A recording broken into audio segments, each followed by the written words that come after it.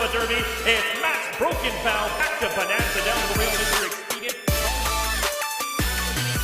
Deep stretch approaching the wire, and it's going to be Smuggler's Hold to take the 2009 Manitoba Lottery Derby. To the outside, Stachys continues to go on with it, and Stachys is going to pull the upset. He's drawing away to win the Manitoba Lottery Derby. Across the track, deep stretch, Hammer's Bullet, big blue caboose. Hammer's Bullet, the Canterbury Invader, takes the 63rd renewal of Manitoba Lottery. But they're a long way from home, baby. Beluga Ball proves it's no fluke. He's back on track. He destroys them in the 64th renewal of Manitoba Lottery. Narco, but Assembly Hall is gonna get it done in the Manitoba Lottery Derby. Second, enormous strides, Street Prancer coming to the wire. It's gonna take the Manitoba Derby. Flashy Jewel with 6. One more try. Flashy Jewel is gonna hang on. But it's inside straight. He's gonna do it in here. Escape Quad trying to battle back, but Plentiful is the 16th pole.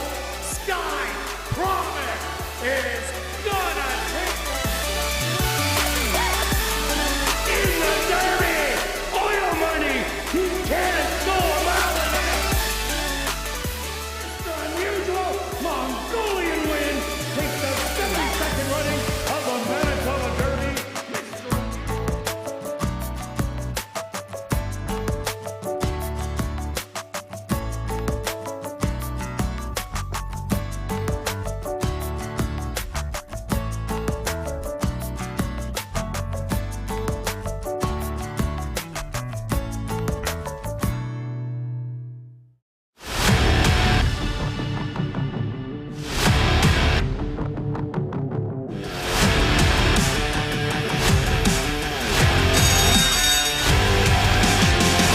West Princess very far outside. Yeah, baby, she is gonna do it.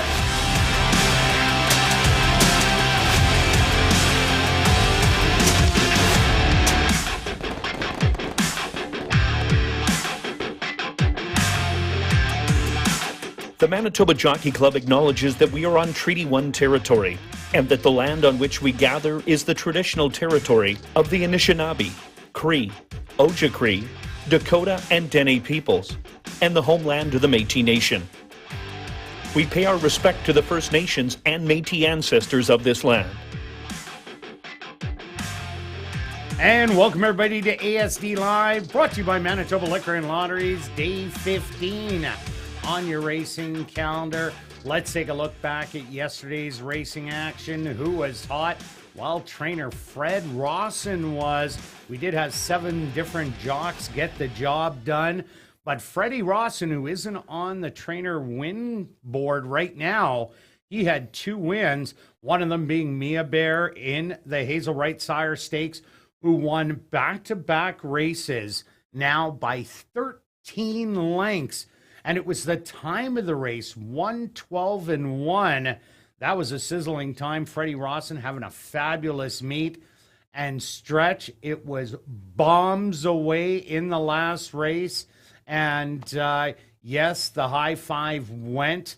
Tell them what happened. Okay, yeah, it's a good call. Let's start with the question to you, since you're kind of you remember everything and an expert. So I can't really remember the last $100, or can I? That won. So we had 103 yesterday. When walking out, by the way, Kurt, I saw a few people cashing the tickets. Very exciting as well. Wouldn't you be? I heard and saw people jumping up and down and screaming. They might have had $2 to show on a star to be, but I don't think so. When I said blowing up the tote board, people were definitely excited about that. Yeah, absolutely. Got exciting to see. So when was the last $100 winner that you can remember? Well, it kicked me out of my pick 4. It was the first leg. There were 7 horses in there. I took 6 of them. Ouch. Ouch. Yeah, and Ouch. the horse ended up going wire to wire. When you posed this question this morning, I just giggled about it. And yes, the horse's name was Double Time and paid $127 to win in 2020. Yes, and I faintly remember mentioning about that horse getting loose. Just hypothetically, maybe. Anyway, so let's talk briefly. We can always learn from the different races, and you're going to say, how could you possibly pick this horse? I'm not going to say that I selected it. I didn't at all. But a couple things, if you're watching the show, to maybe pay attention. I selected a horse. Kirt selected a different top selection, and we agree at times and we disagree, but both of us kind of had reasons why we didn't like that horse. The second horse, we both actually had second, but we both didn't like the horse and still posted it for some reason. Just by the way it ran last time. Correct. It started to be. And now by the third horse, now we're looking for long shots. So you could right away see that we really didn't know the race that well. You notice in my pick 5, I took an all in there because of the conditions. So really look for those type of races when we're already giving out horses that we don't really like. We're obviously trying to give you as much information in our top selections, but we obviously 7 races in a day. We don't necessarily like each race as much, and you're going to see that a couple of times today. So we also, this horse that won had only one start, wasn't very good, but then a workout coming in. So remember at the start of yesterday's show, I mentioned watch out, horses can turn around, maybe not ready first start. So yeah, I didn't take the horse, but there was reasons, and at $103, I think it was, in fact, looking back, it was actually a big overlay. Probably more should have been around $40, basically, with the different things. But yeah, it was a 21 morning line. Okay, Stretch, I'm going to throw this back at you. There's only been one other winner over $100. What year was it between 2012 and now 2022? Let's go. Could it have been a Manitoba Derby? Nope. From the outside? Oh, the 12 hole. Okay. Nope. I'll be just throwing out 2017, I'm guessing. 2019 Sheer Prince paid $122 to win. And I went back to 2012, and we had $60 winners, $70 winners, $80 winners, but no triple digits in there. So yeah, few and far between. If you ever hit those $100 horses, it's tough. But you will get rewarded. Let's go to today's card, and we're going to kick it off with the Frank Arneson Memorial Stakes in race number 1, going 6 furlongs, a compact field of 4 Stretch. What do you like in here? All right, just the Sheer Prince. I do remember the race now. It was a closer late. Here we go. Just got up. Just got up, yes, one of your good calls. Okay, yeah, a small field, but a good match race, I think. I think it's between 2 horses in here, and one of them potentially could be a superstar like we saw yesterday. I'm going to start with the one as my top selection. I really like the improvement on the second start. I think it should even improve more. Again, back to that angle of a workout coming in after the last start. I think you're going to get some value because the 2 horse beat the 1 last time. And if you watch the replay, the 2 horse got the lead, and the 1 had to make a move and go after him. And I think that Better Make That 2 got a bit of a breather and kind of saved and waited. So 1's my top selection. Nothing against the 2. The 2 certainly can win. I got to pick between them. Considering it's undefeated. Correct. So 3 for 3. It could go 3 for 3. Maybe a slight better price. I've got it 1 and 2, and I'll throw in the 3.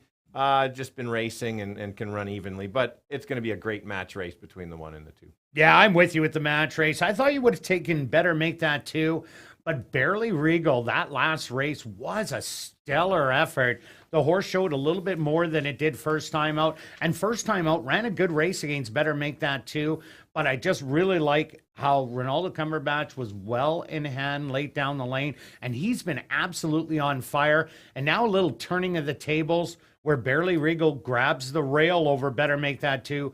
That could be a huge change in here, and that's why I also went to Barely Regal over Better Make That 2 and Get Up Early. That's a horse I like for 3rd, but just take note, there is no show wagering, Quinella, Triactor, or Super in the first race, but we're both in same 1 and 2. Now carrying on to race number 2, a $5,000 claimer for 3 and up maidens. They're going 6 furlongs stretch. Looks like a monster favorite in here. Maybe. I know. Maybe? I think we took the same selection. I think some other people might go in a different direction. I know we see it the same way. Preach a Little Gospel could take a lot of money, but Steely Caper has some races that look dynamite. Absolutely, and that's what I was going to mention. If this race was 5 furlongs, my picks would have been flipped, but it's 6, and I think that's the big key in here. You also look at the 2 of the last 3 races by the 3. Very solid. The figures are very good. They're better than they actually look on there. So that's why, for me, it does jump off the page, and maybe it will be a low price. I thought we got a fair price, but that's fair. 5's going to go as fast and as far as he can. You showed speed at Woodbine. You could basically say a dropping. My concern is the workouts. I don't see a 5 furlong work in there, and I really would have liked to seen a 5 furlong work. We know the horse can go fast. Well, it's a matter of making the 6 furlong. So because of the missing 5 furlong, that's why I've got it second, and then I'll go third. I think the horse is starting to wake up. Actually went too fast for this level last time, and I think it even has a small shot to swipe left, has a small shot to sneak in for second if the 5 can't get the 6 furlongs in. So 10-1 morning line would be a nice complete the exactor, but I'll still call it 3-5-6. Yeah, I'm with you. Steely Caper, that race 3 outs go, wins this race rather handily, I think. Preach a Little Gospel, as you said. This horse was going 5 furlongs, 5.5 maybe. Then it would be a better play, but now that it's going 6 furlongs, Steely Caper has some speed, at least to track close. So I just don't think Preach a Little Gospel will get the full distance on the front end, but we'll get 5 furlongs, get past late down the lane, and it's whether the ralliers get there and swipe left. I like that horse is cutting back from 7 furlongs and will be running an even race behind. So if Preach a Little Gospel and maybe even Steely Caper, if they both tire, might be able to go by for a big win, but I'm thinking 3, 5, and 6 along with stretch. Now we're carrying on to race number 3, kicking off Jackpot Pick 5 wagering. That carryover over $220,000 for this $5,000 claimer for non-2 lifers. And they're going to go 7.5 furlongs.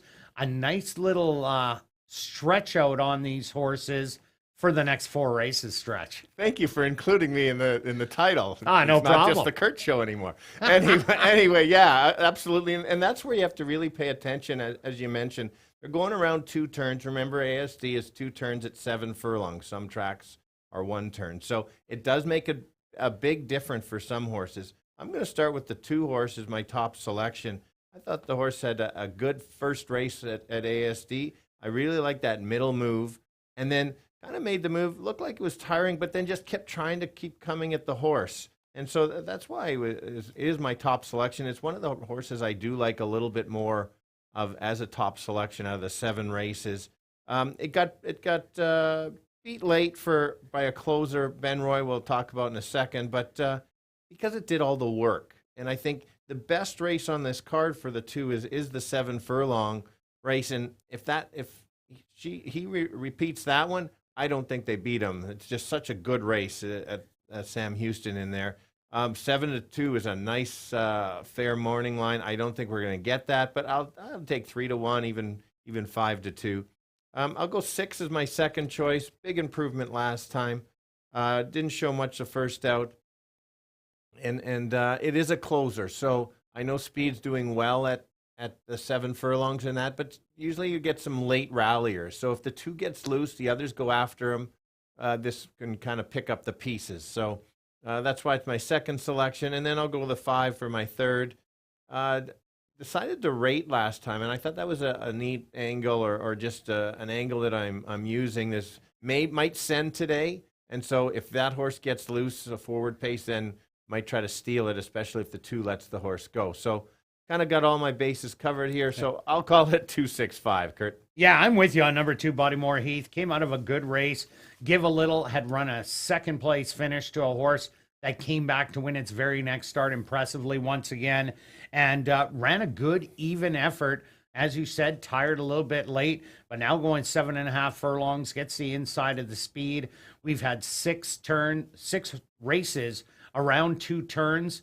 How did the speed do? 5 wins in a second. Rail Splitter was the only one who's rallied off the pace to get the win, and that was a little bit of a heated pace early on, but Bodymore Heath should get great positioning in here on the inside. I think a big shot to win. I also like number 1. He arose on Easter, ran a big second to Creative Feature, who was also a big dropper that day that ran huge. It looked like He Arose on Easter was going to go by Creative Feature, ended up digging in, couldn't get by on the outside. Did have a little bit of trouble, but what it looks like is this horse can go around 2 turns, as it did a couple of times, and limited success, ran 6th and ran 3rd. The 6th was a better race, I think, than the 3rd beaten 7, but this horse draws inside. Again, very important to get that inside position going around the 2 turns, and I threw Ben Roy in. He woke up last time out. I thought he would, and he ran big, running 2nd. Unfortunately, Give a Little was in there. He's going to have to hope that the 2 and 5 bang it out to show his good late running style, but I'm taking 2, 1, and 6. Now we're carrying on to race number 4, kicking off $40,000 guaranteed pick 4 wagering. This $5,000 claimer for 3-year-olds and up, and they're going to tackle the mile stretch. What do you got? Hey, I want to give you full credit on figuring out stats. I think a lot of people don't do the stats. So Kirt just handed you about what's going on right now, and he knows it. He saw the stats. 5 of 6. Yeah, 5 of 6. And the other one ran second. Right, showing speed. And so important. People think, oh, speed's holding or not. You better see the stats, and the trends could certainly change as the season goes. So take advantage as the trends happen, and don't just kind of use myths and things. So good stat there. Now, the second one, I'm not very impressed with Kirt. I thought I had a horse in here, basically it was a wide open race for me in here. It took me forever to come up with picks, and sure enough, Kirt just says, I don't have time. I'll just look at Stretch's picks. And that's what he did. No, he did not. He definitely did not. We don't look at each other's very often. There could potentially be an all-out duel in here, and if that's the case, then you can throw out my picks completely, as Kirt's as well with the 3. But the 3 last time out, once again, impressed me. First out, running down Tis Funny, who's an expert, as we said many times on this show, going 5, 5.5. Just so game. Last year, I remember this horse fooling us, or at least me, paying almost the first time out fooled me too. Yeah, $49 in a tough field going around the 2 turns, and just kept battling. And I think this horse is just an absolute battler and just keeps going. Again, another workout. Mike Taphorn, after a big effort, I think could potentially get controlling speed, but we know that this horse doesn't have to have the lead, because you wouldn't get it against Tis Funny. So just could outclass this field, and just be rounding into being even better this year. So top selection there. I'll go to the 5 as my second selection. Figures are there. Certainly can stalk. If you look at the races at Turf Paradise, some very, very good races. I think the horse should stalk in here, and just be right involved. It could end up beating the 3 if they get in a duel. And then the last one I'll throw in, this Cabin John. Here's a good example of a horse that doesn't run as well going short, now gets the distance that it needs, and if there is the duel, again, kind of my protection with a big price here if we do get a duel. So I'll call it 3-5-1. Yeah, I went to It's Coco for the same reason, Stretch. When this horse stretched out, wow, it ran 2 phenomenal races back to back. And after coming off that first effort against Tis Funny, it's hard to bet against a horse like that runs well fresh, now gets a distance that it seemed to really enjoy, and will have the inside of the speed. And I don't think this horse has to be on the front end by his running style last time out. So I just think he's ready to go. Out on Saturday, what a great race last time, as the horse battled it out with the big favorite, Snazzy Dresser, and ended up hanging on for second money, fending off Warbridge late, who was also running well early on in the year. Out on Saturday, predominantly a road horse, gets to go back to where he likes to be. So I think he's going to show himself in there. And I also like number 2, Really Slow. This is a horse that showed speed first time out, in that last race going 6 furlongs, but it never had any sprint races under the belt. They were all route races, and his best style is rallying from off it. Look at that fauna race in the 5-on-2. This horse sat back and absolutely blew the doors off him by 6 lengths. Yes, there's horses who won multiple races in here. This horse is only a non-3 lifer, but he ran against that open company and ran really well. Now gets his distance. Could get a heated duel, which number 7 Honor Road could be in also. So if that happens, I wouldn't be surprised if Really Slow runs him down. So I'm taking 3, 5, and 2. Now we're carrying on to race number 5, an allowance optional $10,000 claimer. For fillies and mares, 3 olds and up, they're going to go 7 furlongs stretch. Another? Yeah, imagine that. Imagine. Now I see what you took. Not a surprise. All right, another good race. Really good sequence. Some good races tonight. Top quality. Here's a good example where I handicapped the race and I just kept coming back to my namesake, Big Stretch. The horse is back where she belongs, racing against Half in the Wrapper and Hidden Grace and a bunch that she's probably just a little bit below. She also likes the distance, or going around the 2 turns anyway. So I think this is her spot. This would be one of my other stronger plays on the day, mainly because I pick her, and then I don't know who I'm picking for second and third. And so that's when this happens, usually the top selection will do quite well, just because I can't find anybody else that I like that much. And makes sense with Kirt and I kind of disagreeing with second and third, and that's more than fair because I don't really have a strong opinion. I went to the 2. Wasn't a tough claimer. Has already won here. So I just think maybe can handle the 2 turns, get the trip on the rail, stalking trip, go from there. And then I'll go Orange Theory. I know he's probably thinking, how could you take some crazy long shot like this? But I disagree. I think some of the best races here have been around the 2 turns, as one at the distance. And if there is a bit of a duel, we've got just enough speed in here that could set this horse up at, morning line 20-1. So I think the horse is a must-use, actually, in the try. So I'm going to call it 1, 2, 3. And myself, I also went to Big Stretch, only because this horse has showed 2 different running styles in the 2 early races. Both of them, the stakes came from well off of it to run 5th when Half in the Wrapper ran absolutely lights out, Suicide Fractions, and then came back and was right on the pace, sitting a couple lengths off of it behind Hidden Grace and Half in the Wrapper, and then just tired down the lane, but didn't tire by that much, beaten 3 3/4 lengths. So this horse, 7 furlongs here at Assiniboia Downs, speed on the inside, has a massive advantage just because the turn comes so quick. I expect Ronaldo Cumberbatch to shoot right out of there and at least get positioning. Even if he isn't on the front for more than 1/4 of a mile, he'll be sitting right there waiting. Maybe Witt's 10-10 is going to show speed, just a tap in, or Sunday Scheming. They're the predominant speed of the race outside of Big Stretch. So I think this horse is the one to beat, as Stretch thinks. I also like number 4, Dixie Mo, as this horse doesn't have any speed, so should be able to slide down to the rail along with Orange Theory and get a pretty good trip. If they go 3 wide and they want to battle for the first 5 furlongs, those last 2 furlongs, you're going to see a closer. Just might be Orange Theory and Dixie Mo. And then number 6, Sunday Scheming, an interesting invader coming in from Hawthorne. Ran a big race last time out. Only beaten 1/2 length in a rallying running style. But all we see on the route races is turf, turf, and turf. But the horse runs well on the dirt. Not sure if it's going to go to the front, as it has shown in the past, or be a rallier, but definitely running tough races. So I got 1, 4, and 6. Now we're going to carry on to race number 6, a $7,500 claimer for 3-year-olds and up. They're going to go 7 furlongs. Scratch number 8, Gooch Express. The Gooch is out, Stretch. You couldn't pick them today. I could not pick the Gooch today. Okay.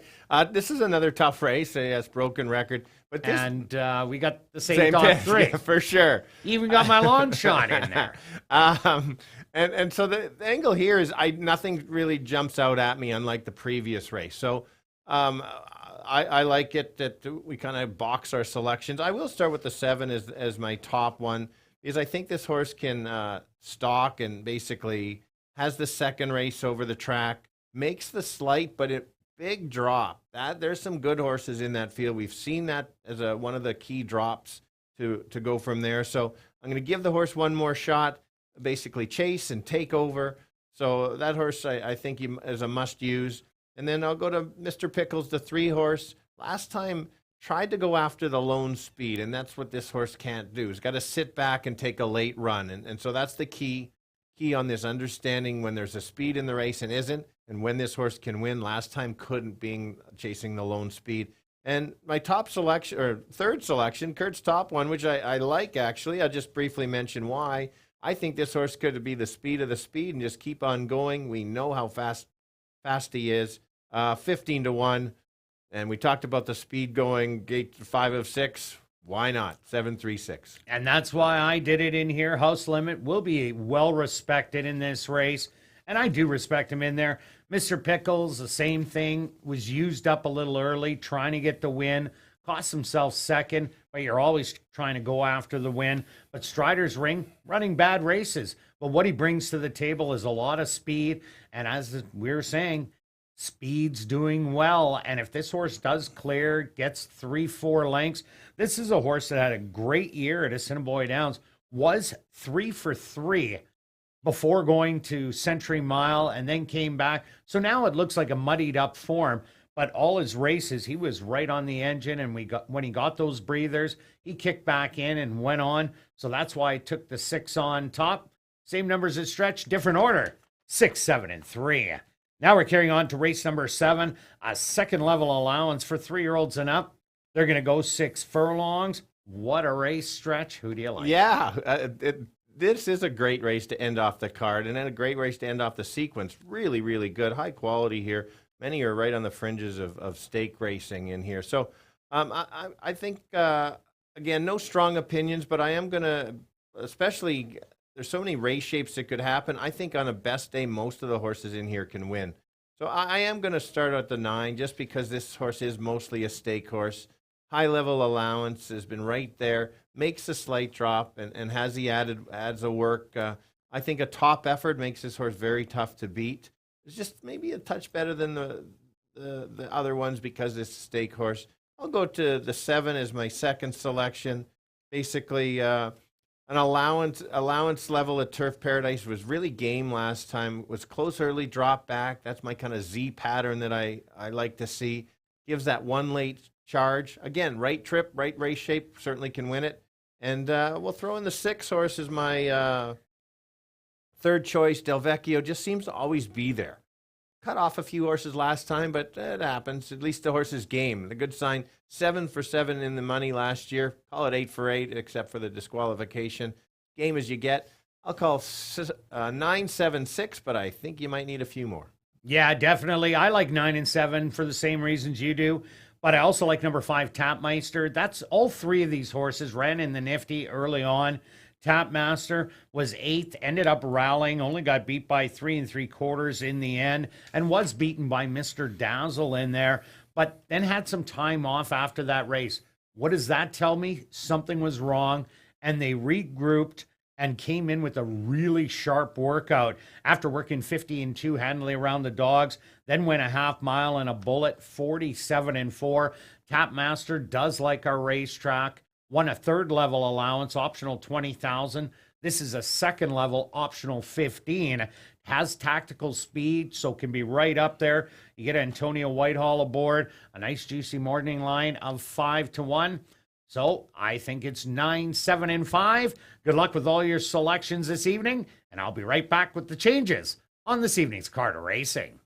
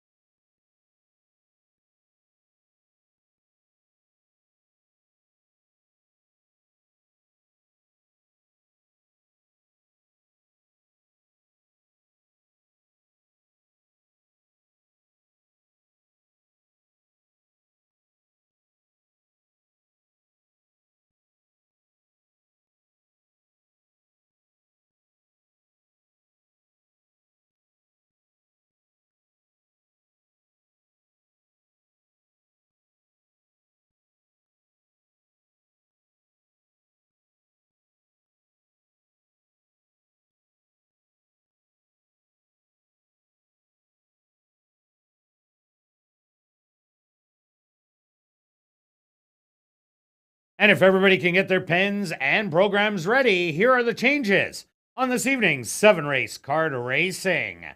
Turning your programs to race number 1.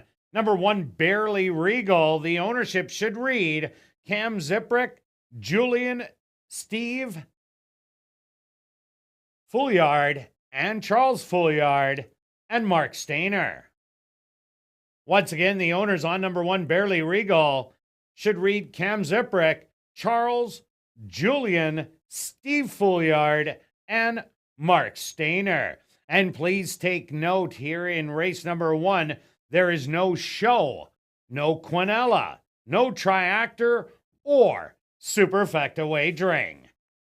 Now turning your programs to race number 2, the Birchwood Automotive Purse. There are no changes. Now turning your programs to race number 3, kicking off Jackpot Pick 5 wagering. Just a few overweights. And again, they're on your TV monitors. The Jackpot Pick 5 carryover, just over $220,000. Now turning your programs to race number 4, kicking off $40,000 guaranteed Pick 4 wagering. There are no changes. Turning your programs to race number 5. In race 5, again, just a couple overweights. Now turning your programs to race number 6. In race 6, scratch number 8, Gooch Express. That's race number 6, scratch the 8, Gooch Express. Now turning your programs to race number 7, our Jackpot High 5 race of the evening. There are no changes. Well, it's a beautiful evening here in Winnipeg, currently under partly cloudy skies. Yeah, look at that, Stretch. I'm like your mustache. Yeah, look at that. Partly sunny. I don't know. That's positive. I'm the positive one, and it's anyway. Hey, it's all about me. All right. Partly cloudy skies. I got the mic. Temperature 24 degrees Celsius or 75 degrees Fahrenheit, and the track is listed as fast racetrack for this evening's 7-race card racing. And we're going to kick it off right here in race number 1 with our featured race, the 35th running of the Frank Arneson Memorial Sire Stakes.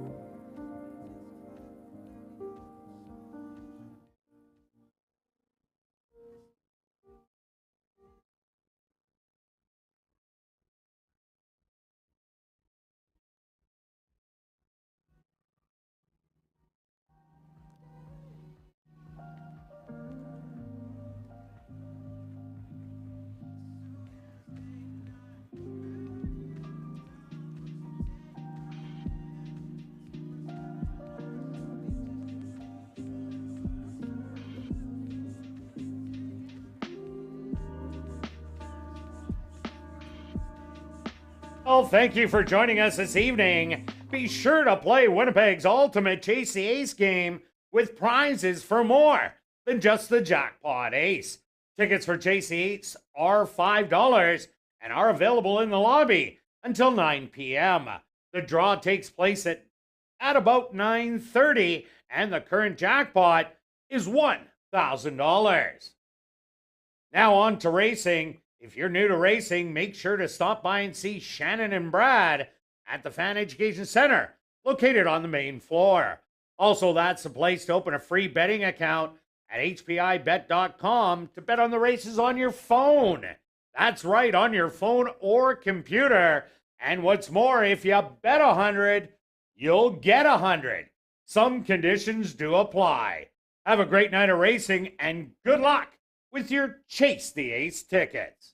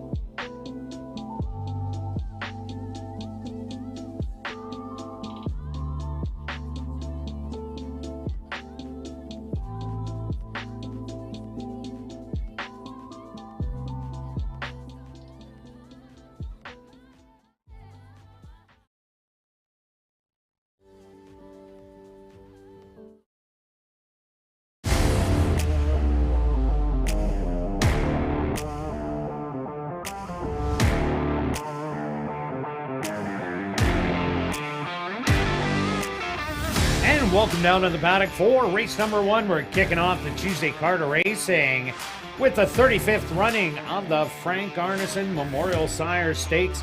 They're going to go 6 furlongs, and this is for 3-year-old Manitoba sired colts and geldings.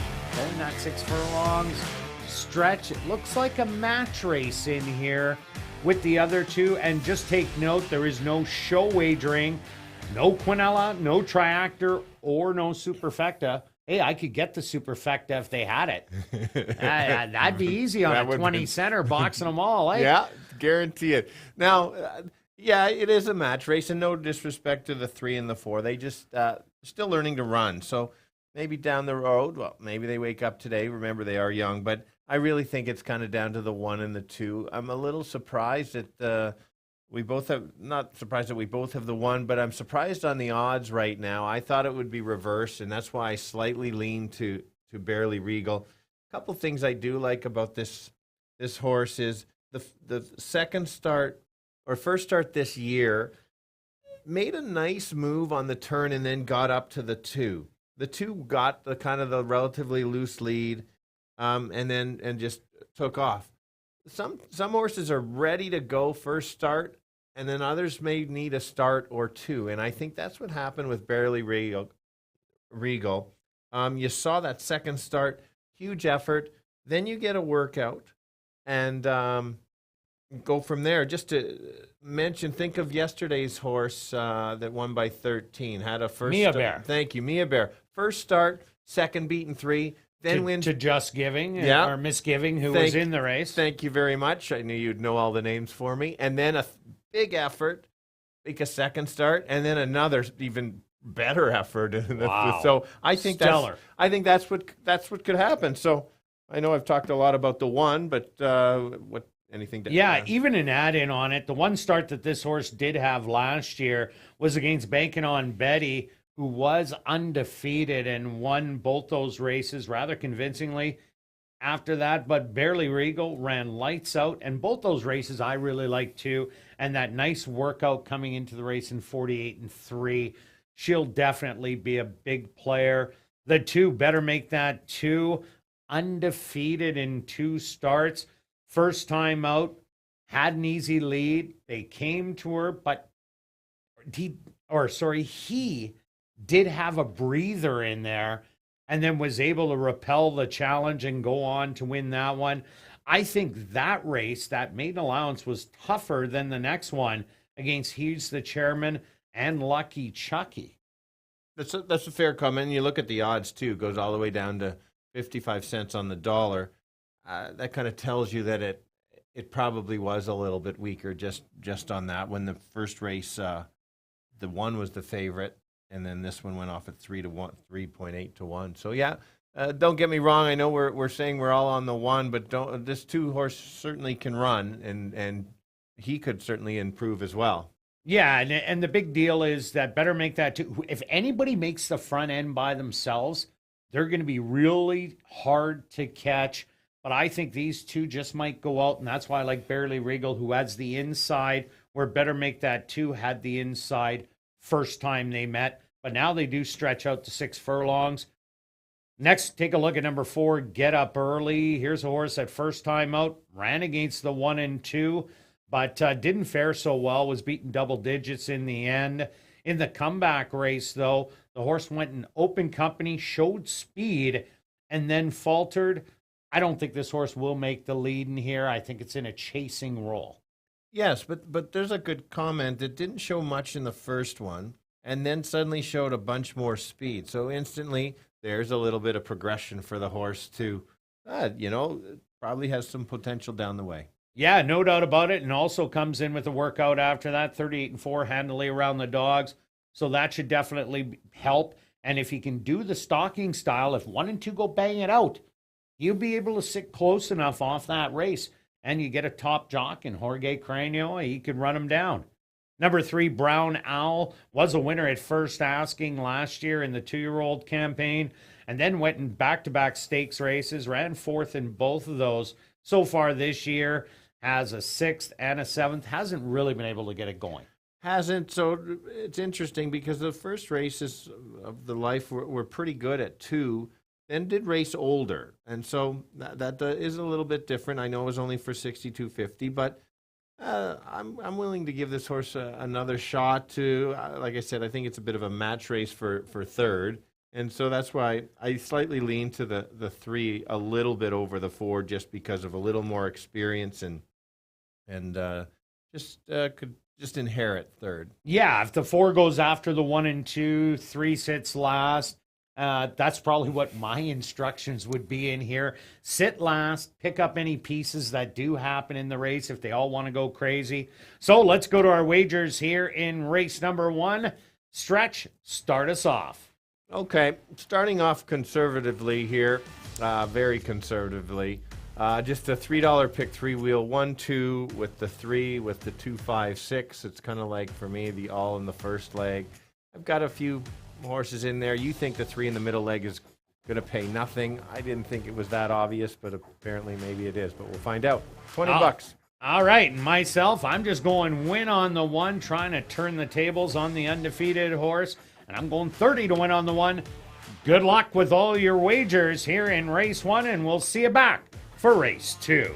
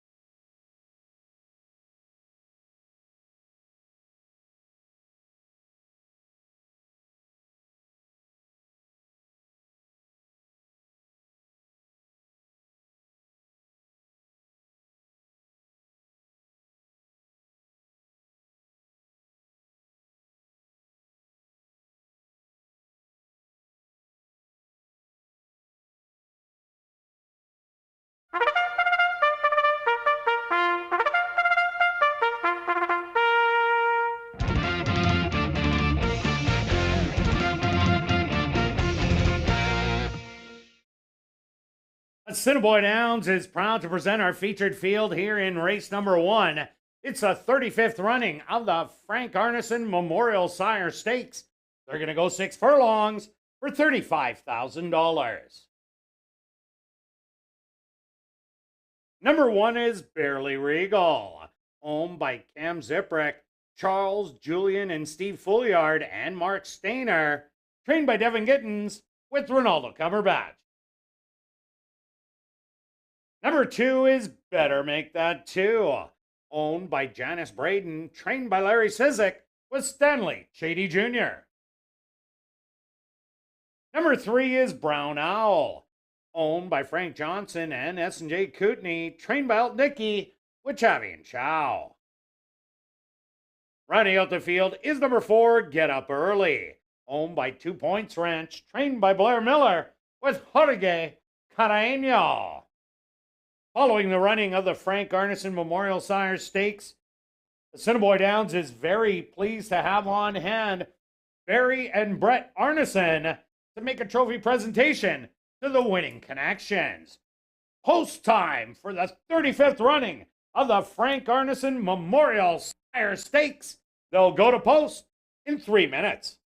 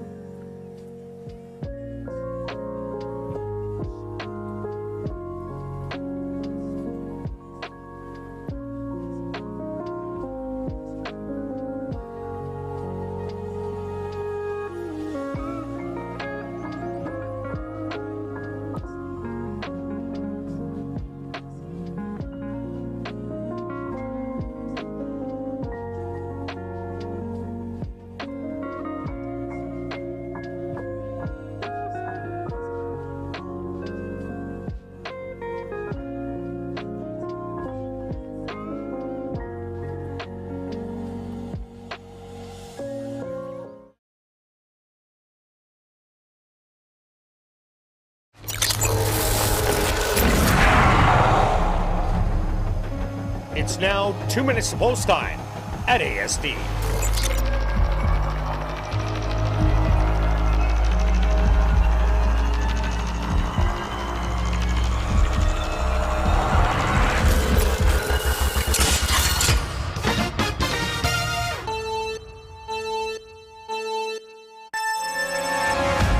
Go Manitoba bred stake 3-year-olds here going 6 furlongs. The public says it's a 2-horse race with the 2 is the slight favorite. I tend to agree. It's between the 1 and the 2, and I'm liking the 1's price now a little bit more at 3-2. Open with some early money. He's climbed up to paying about $5. I think this horse is on the improve. That workout says this horse should have another improved effort. An improved effort is enough to beat the 2, but I know it's only 4 horses, but we've got a great match race coming up. 1 and 2. Kirt? Stretch, I agree with the match race in here. And the tables are turned this time. The last time these two met, better make that 2 the 2 horse, had the inside. Now it's barely Regal on the inside. These two weren't separated by much the first time, and I don't think they're going to be separated by much again in here. Both of them have tactical early speed. Should be a great race. I'm with Stretch. 1 and 2 here in race 1.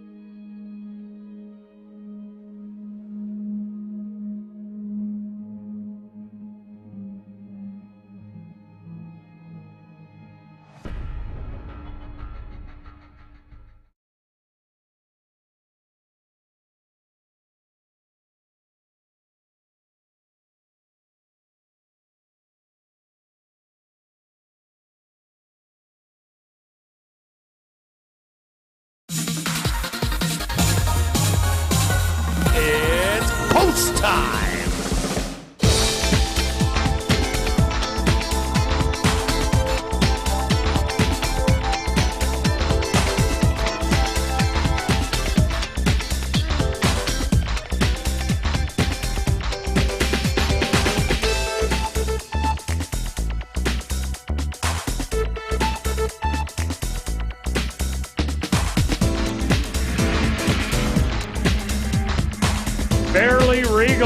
The first one to enter the starting gate.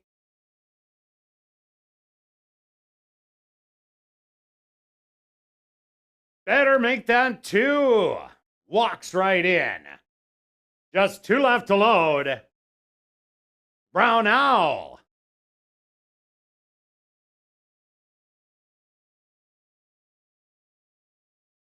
Now just waiting on Get Up Early to the outside. They're at the post. And they're off in the Frank Arneson Memorial Sire Stakes. Stumbling early out of the gate was Barely Regal. Straight to the front end, Better Make That 2, but recovering nicely. Barely Regal to look him in the eye on the outside. These two now have 3 lengths on Get Up Early, sitting in third on the outside, and Brown Owl on the rail. The opening quarter, 23 seconds. Barely Regal with the lead by a neck. Better Make That 2 in an unfamiliar second. Pressing on the outside, 3 more lengths back to Get Up Early. And Brown Owl now the trailer. Half mile, 46 and 1. Nose and nose. Barely Regal on the inside. Better Make That 2 on the outside. These two still hammering it out. Better Make That 2 now pokes his head in front. Barely Regal trying not to give way, but they've hit the 16th pole. And Better Make That 2 is going to win 3 in a row in the Frank Arneson Memorial Sire Stakes. Barely Regal second best. Third goes to Get Up Early, and fourth to Brown Owl.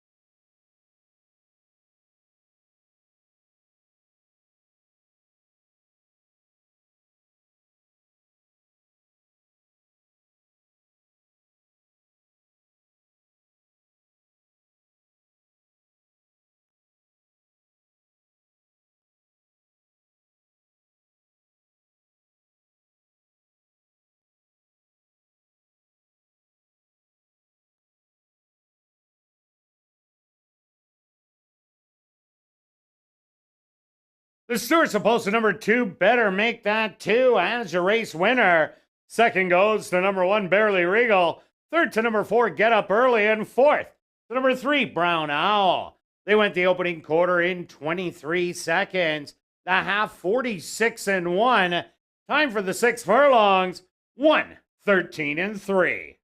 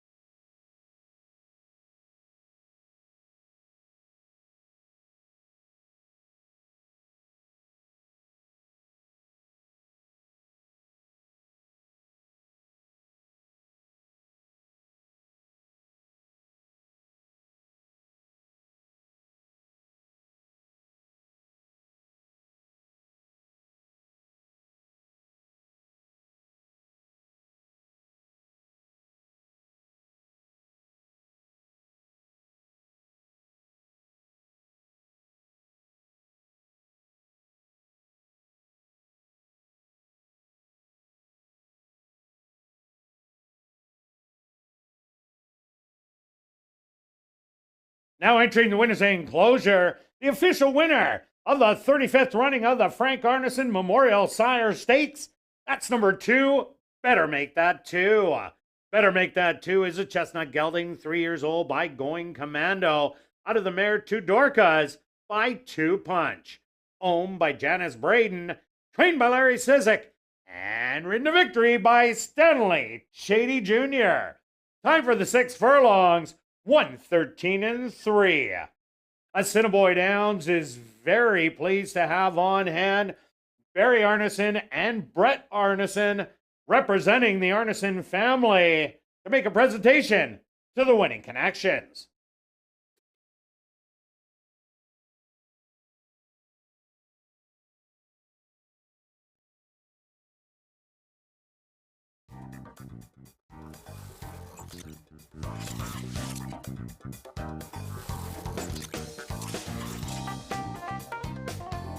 Race 1's official in the upcoming second race, the Birchwood Automotive Race. There are no changes. Post time for race number 2 in 18 minutes.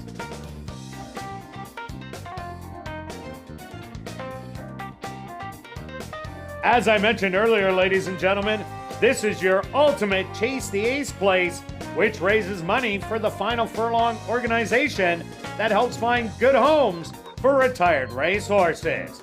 You can not only win the jackpot by picking the Ace of Diamonds, but you can also win $100 if you pick either Joker, and $25 for every other card.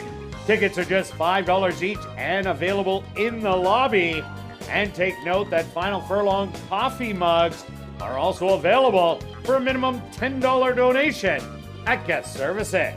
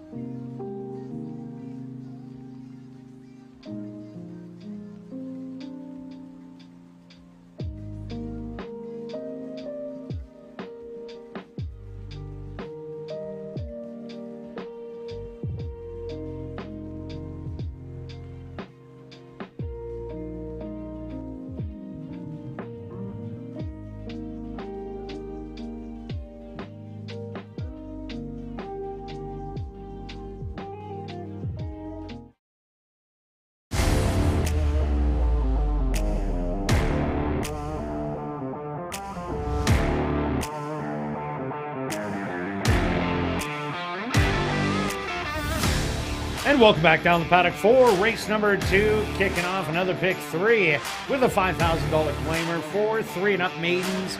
They're going to go 6 furlongs. Quick look back at race number 1. Better make that 2 undefeated. Can you say that? Better make that 3? That would be a good one. But Barely Regal, I would have liked to see Barely Regal get a good start. We were talking about it earlier. Just because I think these two would have went nose and nose all the way. He had to use a little bit of horse after stumbling to get up there, and that eventually cost him in the end. But take nothing away from Better Make That 2. This is one real nice Manitoba. Yeah, ride. I completely agree with you. The two's a racehorse. I think the one's a racehorse too. It's just a little unfortunate. They're going to meet later. We're going to see them meet later. Oh, yeah, they'll meet again. All right, race number 2, who do you like? Okay. I 3 was my top pick, basically because of the distance. The distance.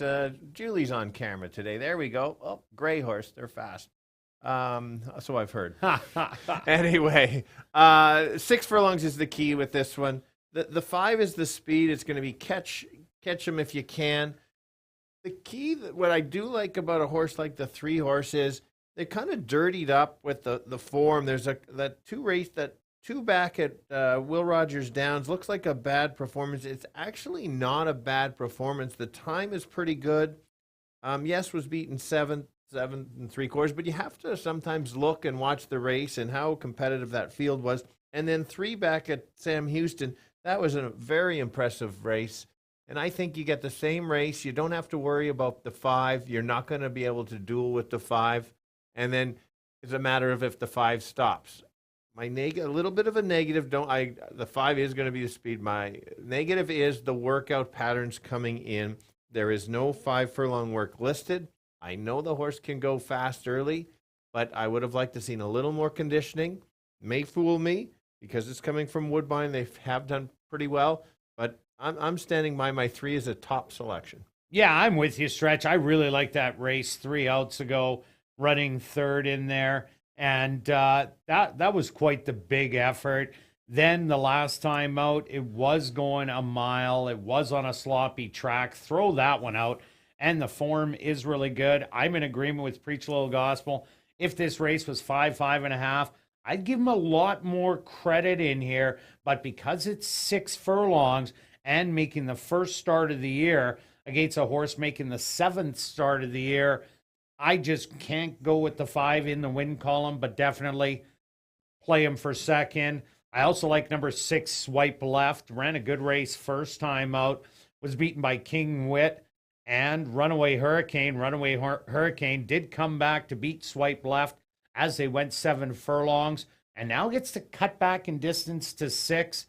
Showed speed 7 furlongs, but definitely won't be showing speed in here, at least on the front end. He'll have to do some tracking, try and make a middle move. And I think 13-1, you get a pretty good bargain on this horse. I completely agree with you. Yeah, just about going to the lead. I will tell you that the horse went for that level. My figures say that the horse went faster than the horse should to win that race. And so you basically expecting the horse to tire because it just went too fast. And I think if you go 2 back, that makes this horse very competitive, certainly to be in the top 3. And if the 5 maybe can't get the distance or the 3 doesn't fire, certainly can be second. I think it's a great to include an exactor for sure. I'll mention the 4 horse, Spicy Wit. This horse started special weight, and I thought that effort was a better effort than it was in the second one. Showed speed at maiden special weight. That's always impressive. And then ran into against Hannigan, who won by 15 and never looked like a loser in that race. Horse is improving, is lightly raced, certainly in the mix. I know we didn't take it, but the horse certainly, you don't want to just discard that horse at all. Yeah, no doubt about it. Another horse to look at, number 2, Latat. Took a lot of money first time out against Anchor Up, who was the big less than even money favorite. Was beaten double digits. The comeback race, well, Hannigan got the best of them, and so did Spicy Wit. This isn't going to be any easier in here, but if the horse can show an off-the-pace running style, then it might have a chance. For sure. And just a quick mention, there's the one, only had one start. Steady Works. Maybe they're not fast works, but I do like that they were 5 furlongs. So I think the horse potentially is going to be relatively in decent condition going the 6 furlongs. Longest shot, co-longest shot on the board. If you don't like any of the horses that have been racing a bunch, that might be one. I'm going to wait and watch one, but... Myself too. All right, let's go to our wagers here in race number 2. Stretch, what do you got? Okay, I'm hoping for some value. I think based on the double prices that the 3 might end up being the favorite, but I got to start somewhere. Let's go 30 to win on the 3. We're trading here. I had win in the first, didn't get it, but now I'm going after the pick 3. I'm taking the 3 in here with the 1, 2, 6, with the 2, 3, 4. A $1 ticket, $9. I got a $2 one for 18.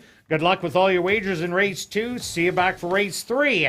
Kicking off jackpot, pick 5 wagering.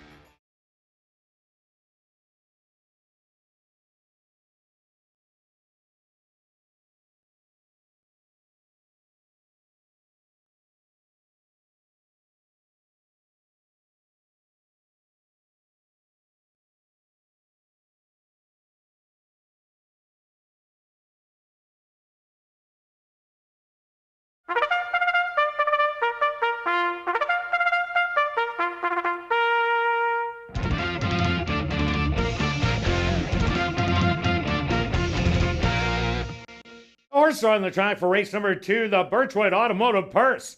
They're going to go 6 furlongs for $9,400. Number 1 is Twisted Oliver, owned by Blair Houston, trained by Alan Brown, with Lionel Camacho Flores. Number 2 is Latat, owned by Blair Kidd and Boss Baby Racing, trained by Blair Kidd, with Arthur Badu. Number 3 is Steely Caper, owned by Henry Wood Jr., trained by Jerry Gorno, with Antonio Whitehall. Number 4 is Spicy Wit, owned by Henry Wood Jr., trained by Jerry Gorno, with Siobhan Bell. Number 5 is Preach Little Gospel, owned by Final Stable, trained by Curtis Maxwell, with Sheldon Chickeness. Rounding out the field is number 6, Swipe Left, owned and trained by Shelley Brown, with Dwight Lewis. The Birchwood Automotive Purse here in race number 2. They go to post in 3 minutes.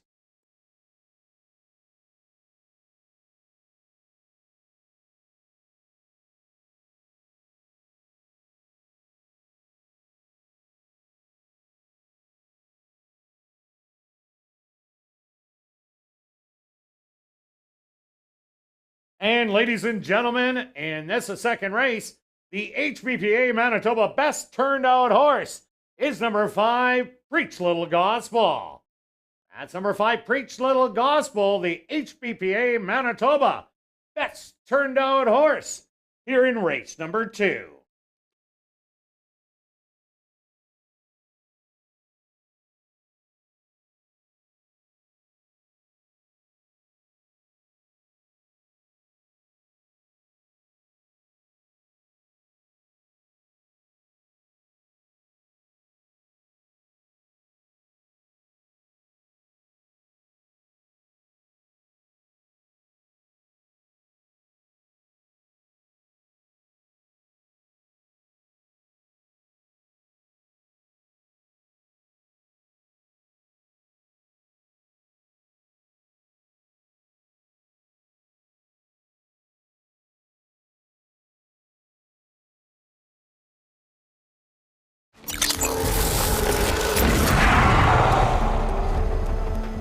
It's now 2 minutes to post time at ASD.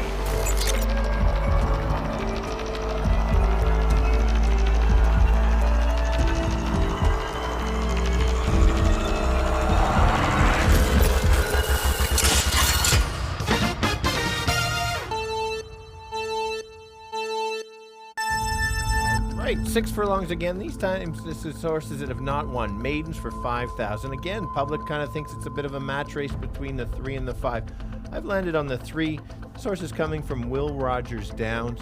Ran a nice race there and an even better race 3 races back at Sam Houston. Either one of those races make this horse extremely tough to beat. I think 2-1 is a fair value. The 5 is going to be Catch Me If You Can. If you're watching, you'll see green way out front and see how far he goes. But I'm going to go 3, 5, 6. Don't forget the 6 at a price. Kirt?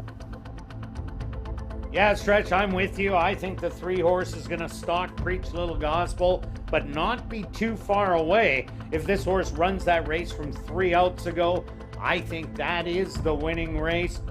Preach Little Gospel, as long as far as he can go, and I'm in agreement also with number 6, Swipe Left. A good long shot to throw in that could run top 2 or even win it. Good luck here in race 2.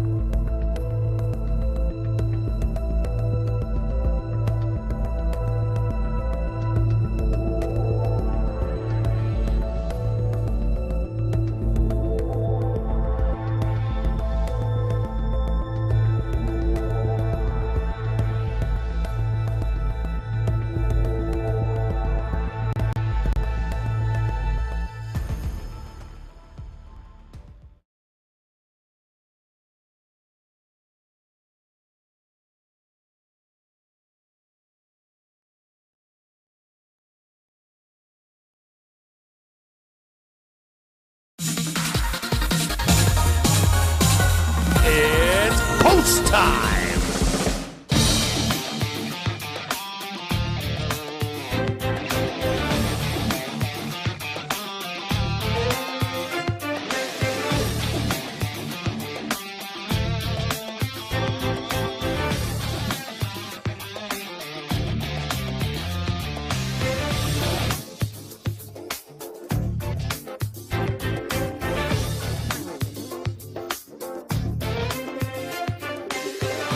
Twisted Oliver and Latat both loaded up.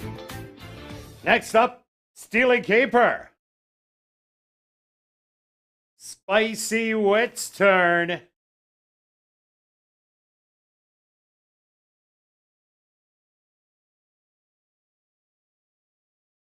Two left to load. Preach Little Gospel. Now just waiting on Swipe Left to the outside. The field is set. They're at the post. And they're off. From the middle, Spicy Wit away well. But now Preach Little Gospel shows that early speed and opens up an early 3 lengths. Swipe left to the outside in second in between horses. Spicy Wit. Coming up the rail now, Steely Caper. Only 4 lengths out of it, then a gap of 6 lengths back to Twisted Oliver. And Latat will be early trailer. About a dozen off the lead. The opening quarter, a quick 23 seconds. And Preach Little Gospel has that lead by 4, but coming up quickly. Steely Caper in second. Back to third, Swipe Left, battling with Spicy Wit. Then Twisted Oliver and Latat far back to half, 46 and 3. And Preach Little Gospel still with the lead, but coming hard on the outside. Steely Caper to the far outside. Spicy Wit with some life inside the 16th pole. Spicy Wit has the best stride and is going to get there. Preach Little Gospel in second. Steely Caper in third. And fourth goes to Swipe Left.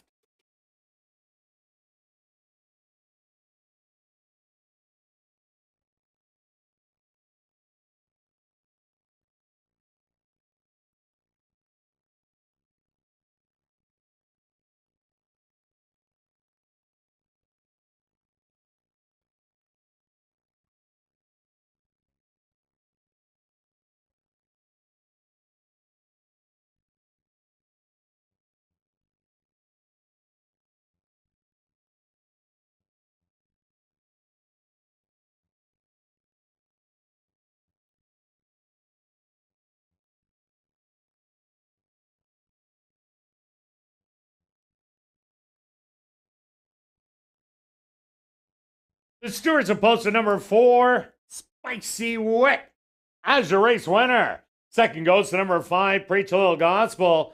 Third to number 3, Steely Caper. And fourth to number 6, Swipe Left. They went the opening quarter, 23 seconds. The half, 46 and 3. Time for the 6 furlongs, 1:15 and 3.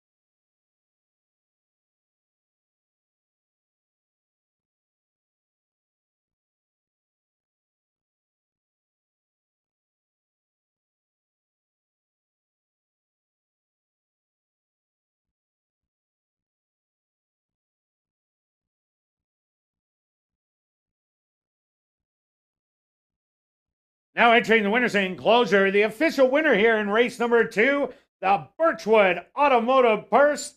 That's number 4, Spicy Wit. Spicy Wit is a chestnut gelding, 3 years old, by 5 Demon Bag, out of the mare Wit Soda Pop by Drums of Thunder. Owned by Henry Witt Jr., trained by Jerry Gorno, and ridden to victory by Siobhan Bell.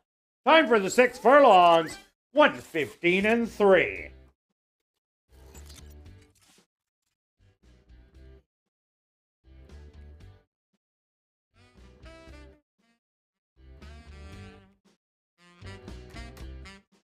Race 2 is official in the upcoming third race, kicking off Jackpot Pick 5 wagering. There are no changes. The carryover in this evening's Jackpot Pick 5, just over $220,000.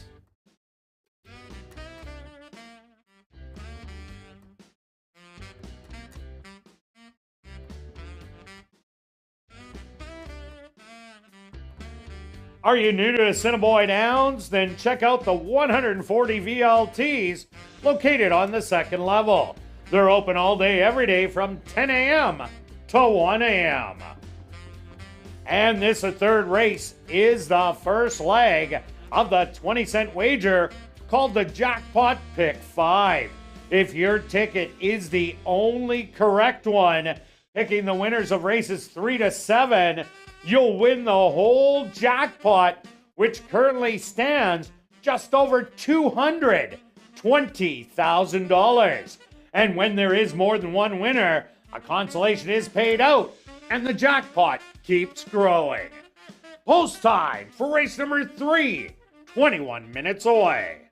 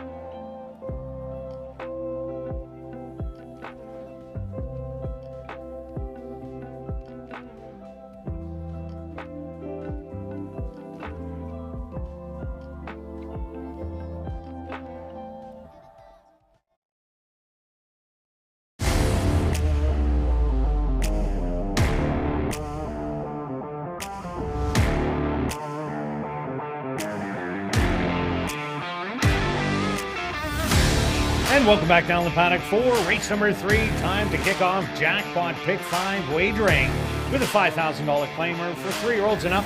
Better non-two lifers are going to go to 7.5 furlongs as we do stretch out for the next 4 races. Stretch, what do you like? Yes. Okay. So we've landed on the same selection on the 2-horse. If Julie can find the 2 roaming around out there, maybe still in the pad. Okay, still in the stall. Still in the stall. That's fine. A couple reasons, and then we can find out maybe why Kirt likes this horse. The main reason on this one, well, there's a few key reasons. I'll start with the one. The best race is 7 furlongs. This horse went 7 furlongs at Sam Houston, won by 5, got that stretch out.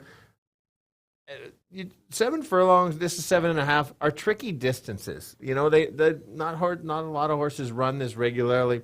This showed that this horse can run. Then the next one would be, the first start here was a super race, made a nice middle move on Give a Little, who came back, won handily in a nice race. And came off a good second place finish to a repeat winner. Correct. And so I just like that, kept trying to the end, and just got beat late, and that's okay. You needed the start over the track, and I think the stretch out is the difference, and the value makes it even more likable as a top selection. Yeah, I'm with you on that one. Yes, could get company on the front end from the 3 Mischievous Devil and number 5 Anchor Up, who both have some early foot. But this horse doesn't have to have the front end. Can rally from off it. That's why I like it too.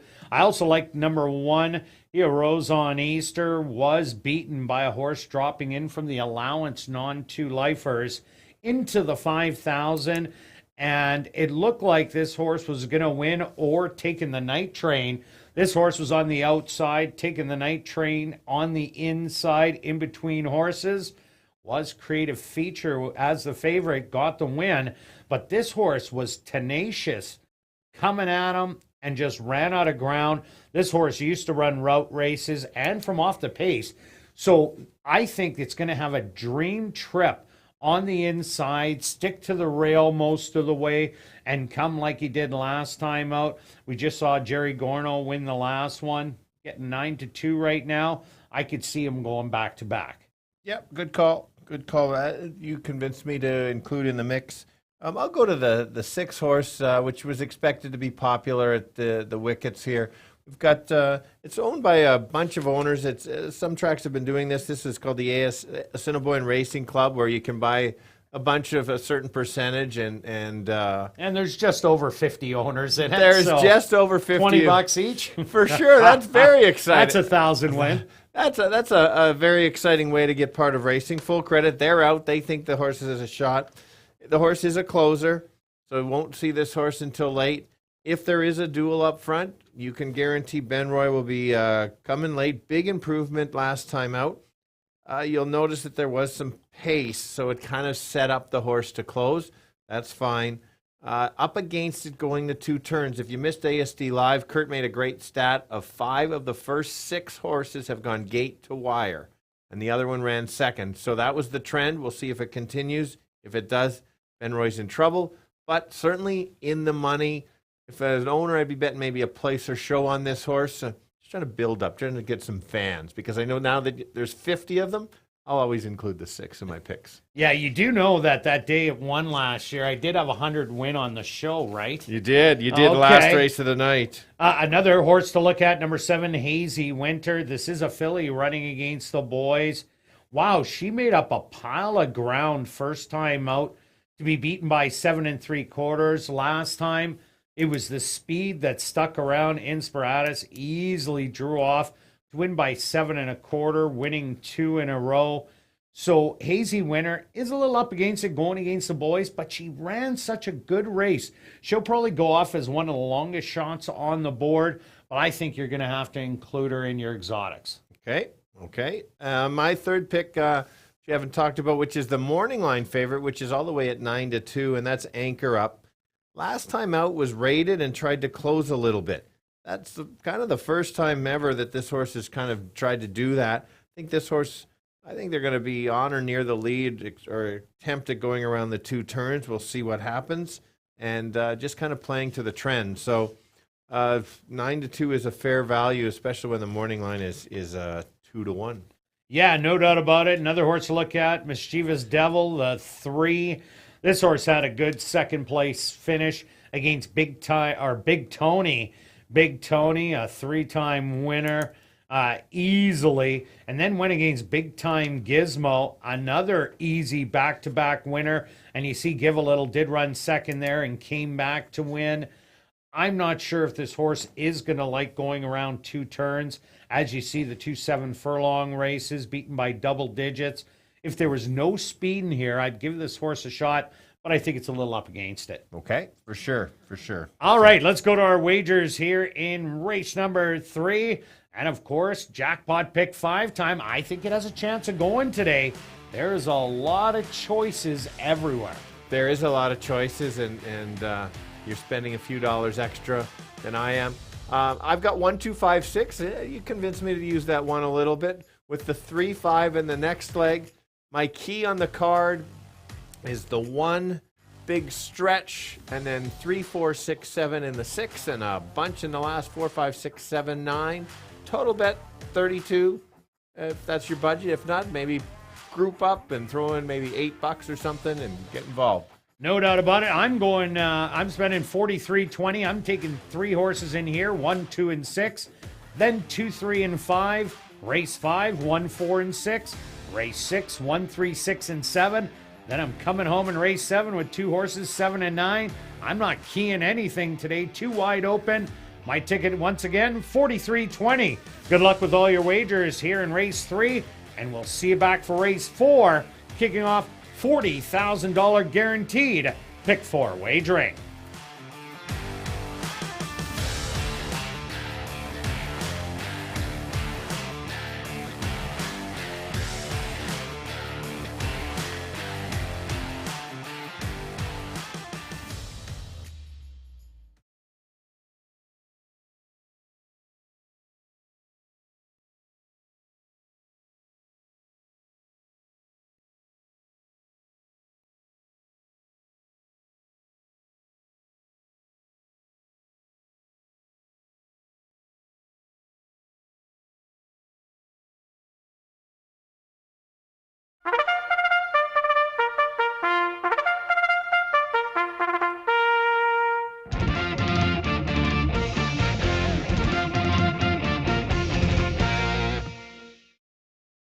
horse on the track for race number 3. They're going to go 7.5 furlongs for a purse of $9,500. Number 1 is He Arose on Easter, owned by Henry Witt Jr., trained by Jerry Gorno, with Arthur Badu. Number 2 is Bodymore Heath, owned by Andy Stronach, trained by Jennifer Jordan, with Nyrone Austin. Number 3 is Mischievous Devil, owned by Henry Witt Jr., trained by Jerry Gorno, with Siobhan Bell.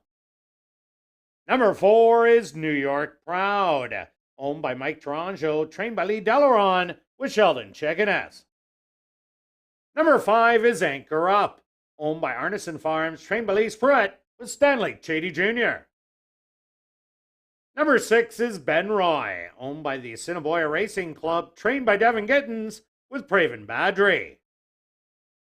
Rounding out the field is number 7, Hazy Winter, owned by Too Old to Dance Stable, trained by Lee Delaron, with Antonio Whitehall. Jackpot pick 5 wagering here in race number 3. Over $250,000 in the pool, and they'll go to post in 3 minutes.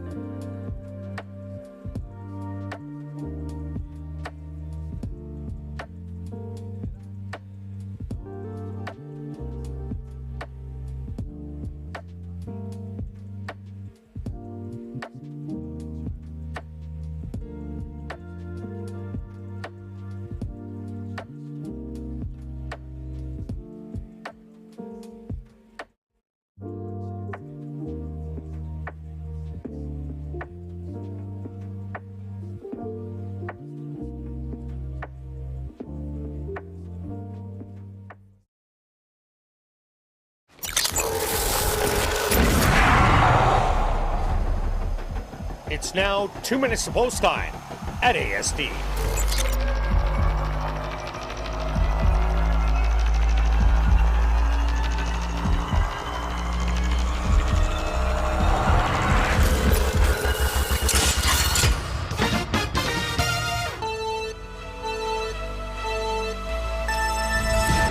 Here we go. We're going 7.5 furlongs. That starts just in front of the grandstand, so they're going to pass the wire twice. So be aware of that. 5,000 non-winners of 2 races lifetime. I'm going to give out the 2 horse who's getting great value at 4-1. This horse likes the 2 turns. Great first race at this level at the track. I think you're going to get some value. You're going to get a nice trip. Don't leave that horse out. Another one to consider that's the favorite. Very popular ownership there. That'll be closing late. That's the 6. So I'm going to give you 2, 6, and 5. Yeah, Stretch, I'm with you with number 2, Bodymore Heath. I really liked that race last time out, and the horse is proven to go around 2 turns, winning by an easy 5 at Sam Houston. But I also like number 1, He Arose on Easter. Huge race last time, rallying from off the pace. Only lose by a half a length to a horse dropping in from allowance non-2 life. We'll appreciate the added distance, and if the 2, 3, and 5 go bang it out on the front end, he's going to come flying with Ben Roy. Good luck here in race 3.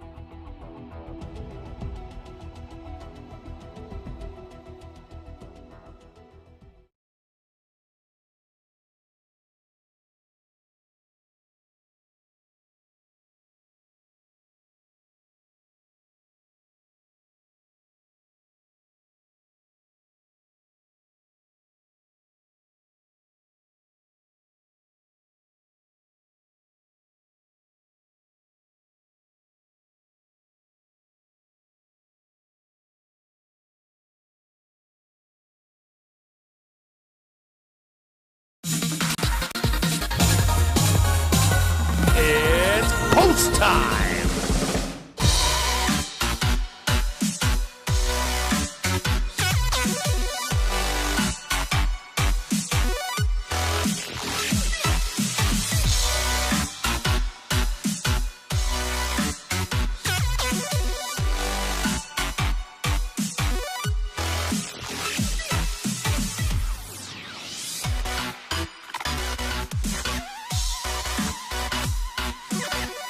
Rose on Easter, the first into the starting gate. Bodymore Heath steps up and in. Mischievous Devil is next.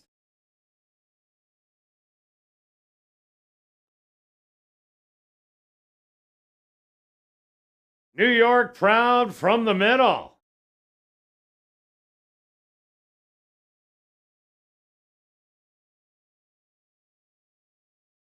Anchor Up's turn. Now just 2 left to load. Easy Winter.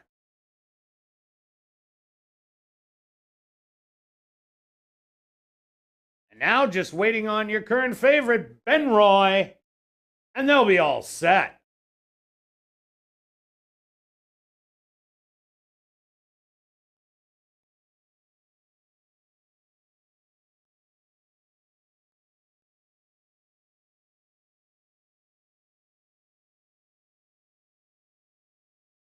Benroy will be loaded without jockey Praven Badry.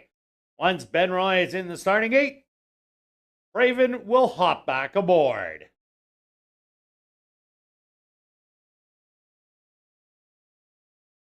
Benroy is in. Praven Badry's on. They're at the post. And they're off. Hopping a bit at the start was Anchor Up. From the inside, Bodymore Heath shows a little bit of speed, but Mischievous Devil has matched and has the lead by half a length as they pass the grandstand for the first time. Bodymore Heath on the inside now takes over. A gap of 3 lengths back to Hazy Winner, and he arose on Easter running out as a pair. Another 2 lengths back, Anchor Up. Then it's Benroy and the early trailer, New York Proud. 25 seconds, the opening quarter, and Bodymore Heath and Mischievous Devil still battling 5 lengths ahead of Heroes on Easter, who's starting to creep a little closer. Hazy went to the outside, Anchor Up another 2 back, then it's Benroy and New York Proud. The half a quick 48-4. Bodymore Heath now takes over that lead by 4. Making a run from second, he arose on Easter. Fading back in third, Mischievous Devil. Benroy's starting to rev up on the outside. They hit the head of the lane. Bodymore Heath with the lead. He arose on Easter. Has a measured on the outside, and Benroy coming late. He arose on Easter. On the inside, Bodymore Heath. Benroy to the far outside. He arose on Easter. Is going to get it done. Very close for second between Benroy and Bodymore Heath. Fourth went to Anchor Up.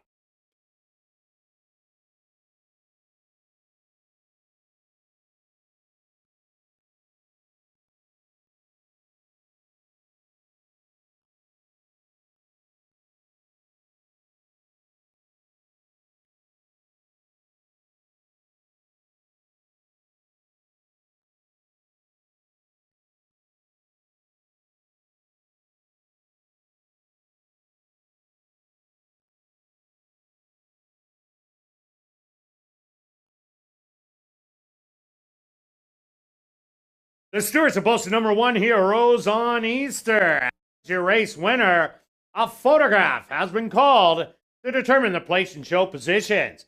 They went the opening quarter 25 seconds, the half 48-4, 6 furlongs, 115-1.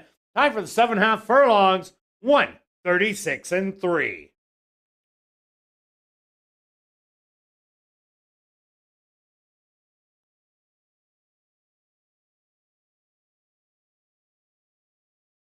Results of the photos show number 6, Benroy, finishing second. Third goes to number 2, Bodymore Heath, and fourth to number 5, Anchor Up.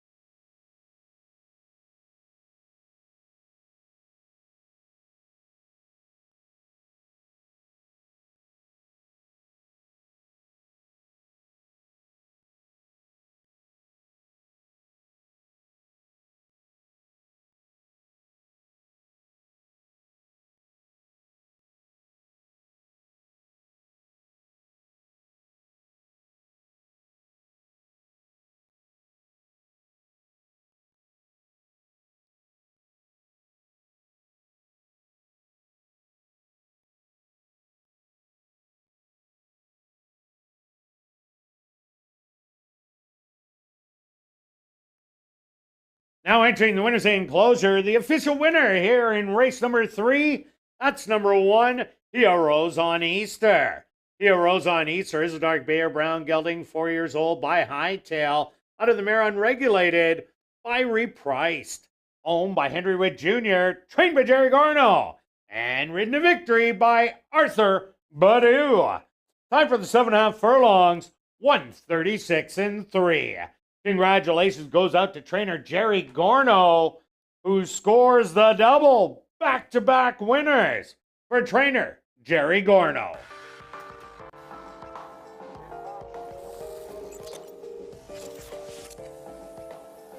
Race 3 is official in the upcoming 4th race.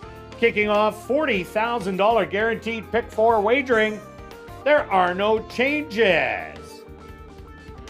No changes here in race number 4, but we'll carry on with the rest of the changes in this evening's pick 4. There's no changes in race 5. Turning your programs to race number 6, scratch number 8, Gooch Express. That's race number 6, scratch the 8, Gooch Express. And there's no changes in race number 7. $40,000 guaranteed pick 4 wagering starts right here in race number 4.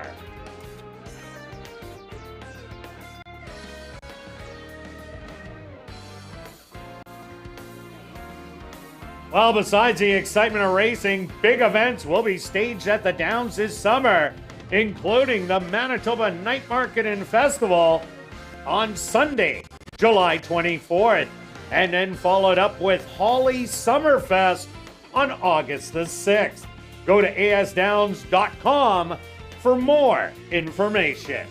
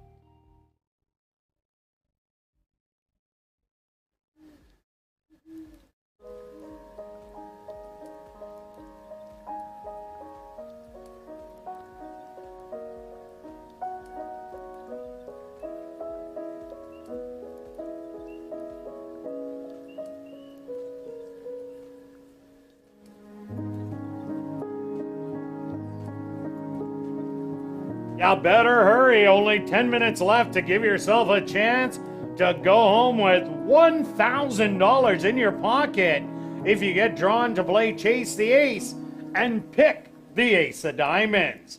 Get your tickets at guest services in the lobby for just $5 right now. And remember, you are helping support Final Furlong that helps find good homes for retired racehorses.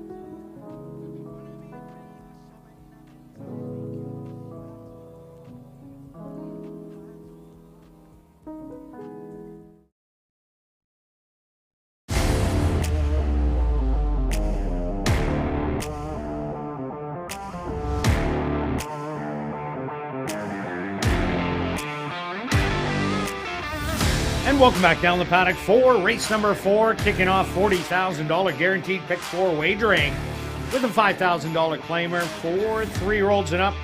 They're going to tackle the 1 mile distance. Quick look back at race number 3. Well, there was a speed duel that killed our 2-horse, but still ran really well. But he rose on Easter, was sitting right behind, and picked up the pieces. Yeah, a good ride on the 1, and the 2 got caught, like you said, in the duel. That's okay. Mark that down for next time. First time in a little while going the 2 turns. So certainly that's racing. Not just disappointed, but understandable why the horse lost. So that's how I always look at it too. Also, a good point. You called the 1. That was your second selection, and you raised so many good points, hence why I'm still alive in the pick 5, which we both are. Hey, after 1 leg, only 4 more to go. Okay, who do you like in race number 4? Going the mile distance. Looks like they're speeding here again. Yeah, there's potential of a fair amount of speed. It's going to be interesting to see. I went to the 3 Wits Coco. Thank you, Julie. Mainly because of how game this horse is. It just seems to win, and that last race was so impressive. I could not get past him after running down Tis Funny, being that close. There is other speed, but this horse was so close to Tis Funny. He might just be the most speed and forget to stop. If you take a look at that race last year on August 16th, paid big price, battled every step of the way with a bunch of horses, and some of them were actually in the Derby the prior week or two, and beat them. So we're getting not a great price, 9 to 5. Hopefully it goes up a bit, but still my top selection. Yeah, I like Wits Coco off that, but I'm not liking this price at 9 to 5. I also like number 5 out on Saturday. This could be the main danger for Wits Coco in the speed department. This horse battled it out with the eventual winner, Snazzy Dresser, and just got tired late down the lane. But 6 furlongs isn't this horse's best distance. Now gets a mile. It's most accomplished there, and it just loves running on the front end. Has shown ability to come just off it, but that's when they do rattle down in 46 and change. I do not see that today. I see the half mile going in about 48. But if they do a really quick first quarter, half mile and 47, I just don't think these horses will stick around. But I'm thinking the 5 just might be able to clear. So if that does happen, 5 to 2 might be just a bargain. Yep, I'm with you. That's why I selected my third selection is the 1 Cabin John, just in case there is an all-out pace battle and kind of getting a similar trip as in the third race. So Cabin John needs to go the 2 turns. Some nice races at the $5,000 level. Going to get a pretty good price. He's only 4 to 1. I think that horse is going to go off a lot higher. This is one of these races or horses that you're waiting for the 2 turns, and so you kind of ignore them on those first 2 races, and maybe today's the day if there's a duel. Yeah, if there is, I like number 2 really slow being in there. Jerry Gorno looking for the natural hat trick. This horse was an easy winner 3 outs ago at Fauner Park, sitting back off a fast early pace and then drawing off to win easily by 6 lengths. Debuted at the $5,000 level, and yes, this is a non-3 lifer in against the open horses, but wasn't disgraced. Only got beat by 3 3/4 in the end, and that was only 1 3/4 behind the 5 horse. And once again, this is a road horse that has done really well at the distance. 6 for 10, has both lifetime wins, 2 seconds and 2/3 to go with it. Really slow, wants a really fast pace so he can run really fast in the end. Yes. Okay, so we're going to I'm going to mention Honor Road. I'm not going to select Honor Road, but you caught me on this got me in this horse previous years and mentioned that this horse is a completely different horse going around 2 turns. And so always seems to wake up at times. You look at the record, 7 of 12 in the money. And then if you remove those, most of the wins are the kind of the 2 turns. Probably going to be part of the pace battle. So Depends. Can the horse? But doesn't need to be. Doesn't need to be. That's fair. So could stock. So if one of, let's say the 3, 5, and 7, one of the jockeys recognize the duel, sit just off, might get the jump on the closers, the really slow. Yeah. Well, they have to be really fast late anyway. Another horse to look at, number 4, El Chairman. El Chairman had a great year last year, winning 4 races, and did it all going around 2 turns, but was mostly forward in the pace. It's going to be interesting what he's going to try today, because with the other speed that's in there, if he wants to go out too, then it's just going to be a log jam up there. But this is a horse that'll love the stretch out. Oh, absolutely. This when this isn't we've got the same top 2 picks, but it's just not those two. It is actually wide open. Many horses can wake up and surprise in here for sure. And another long shot, number 6, Gavin. Only ran once in 2020, but debuted at a $1,500 claiming level in 2021 and was an easy winner, drawing off by 3 lengths. But that was for 15 non-winners. Debuts at the $5,000 level. Gavin does have an interesting running style here as a stalker, but can he get the mile first time out? It's a big ask. Stranger things have happened, but you can see after the kind of the longer layoff, this horse has been kind of the lower level. I think it might be more of a tightener, you could say, in here, and just tab for later.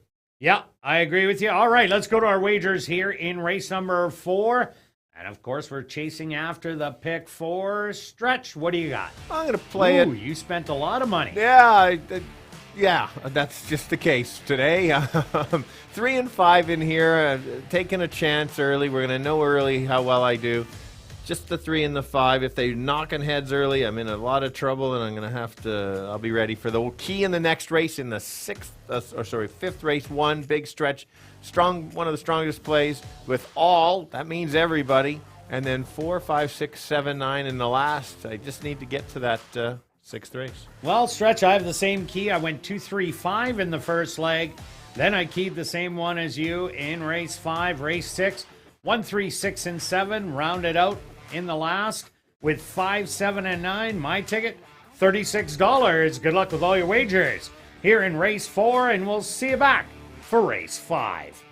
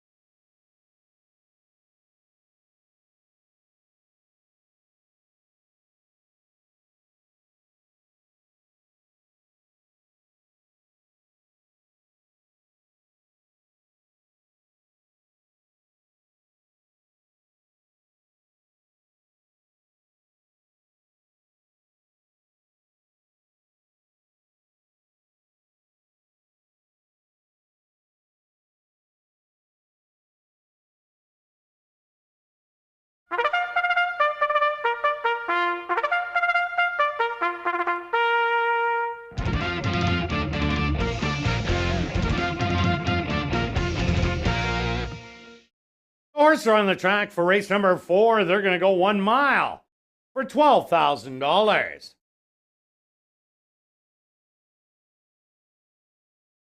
Number 1 is Cabin John, owned by Dale Henry, trained by Tom Gardapi Jr. with Lionel Camacho Flores. Number 2 is Really Slow, owned by Henry Witt Jr., trained by Jerry Garno with Sheldon Chickadas. Number 3 is Witt's Coco, owned by Mel Gimas, trained by Mike Taphorn with Ronald Alley. Number 4 is El Chairman, owned by Club 3D, trained by Curtis Maxwell with Stanley Chady Jr. Number 5 is out on Saturday, owned by Pink Cloud Racing, trained by Courtney Ross with Neville Stevenson. Number 6 is Gavin, owned by Henry Cashane, trained by Lee Delaron with Chavi and Chow. Rounding out the field is number 7, Honor Road, owned and trained by Tiffany Husbands, Siobhan Bell aboard. $40,000 guaranteed pick 4 wagering. Here in race number 4, they go to post in 3 minutes.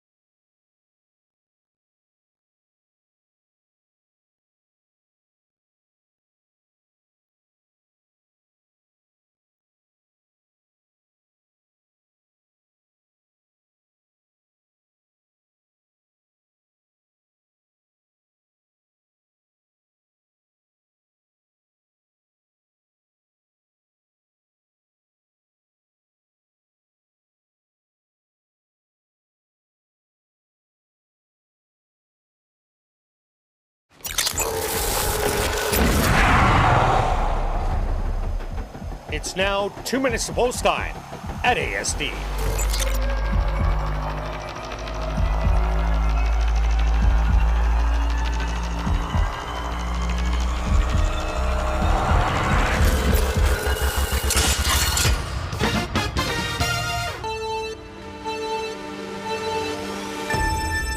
Right, here we go. We're going a mile, which is 8 furlongs. Claimer 5,000. And I landed on the favorite at 6-5. The morning line was 6-1. That was the expected price. 6-5 is too low. I still think the horse can win. Probably not a win bet at that price. This horse is going to be on or near the lead. Extremely game. One of the more game horses for this level. Others to consider would be the 5. If they get in a big battle, maybe the 1, Cabin John, closing late at 7-1. So I'll go 3-5-1. Kirt. Yeah, Stretch. I also like the 3, but I don't like that 6-5 price. If you want to chase after some long shots, there's 1 rallier and 2 deep closers. The 1 and 2 are deep closers. The 7's a rallier. On a road, should be sitting behind the speed if the 3 and 5 go out. But I like the 2 horse really slow. I think he's really going to like the distance in here. And if that is the case, the 3 and 5 battle, 13-1, Jerry Gorno going for 3 in a row. Good luck here in race 4.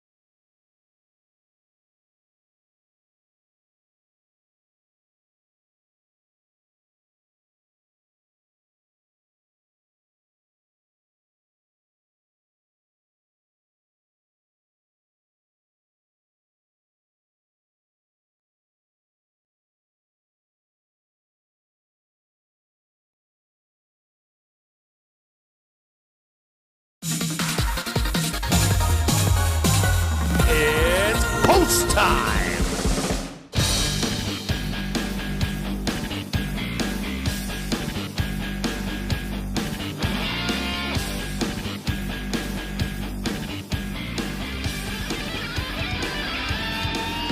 Kevin John makes his way into the starting gate with a little help from the gate crew. Really Slow goes in. Next up, the 6-5 favorite, Wits Coco.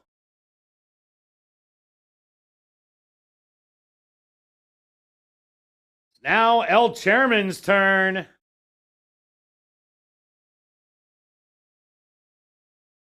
Out on Saturday. Walks right in. 2 left to load.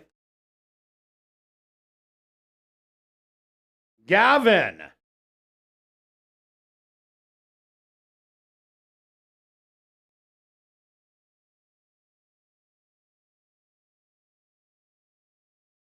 And just waiting on a road to the outside.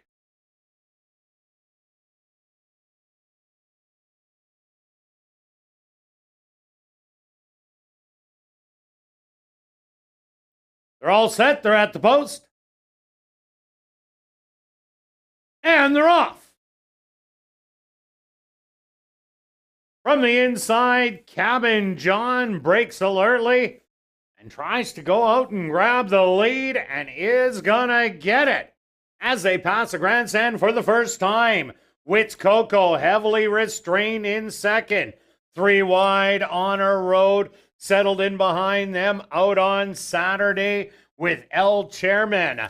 Really Slow, hugging the rail, 6 lengths behind, and Gavin is the early trailer. The opening quarter, a quick 23-1, and it's Cabin John with the lead by a length on a road to the outside in second. Out on Saturday.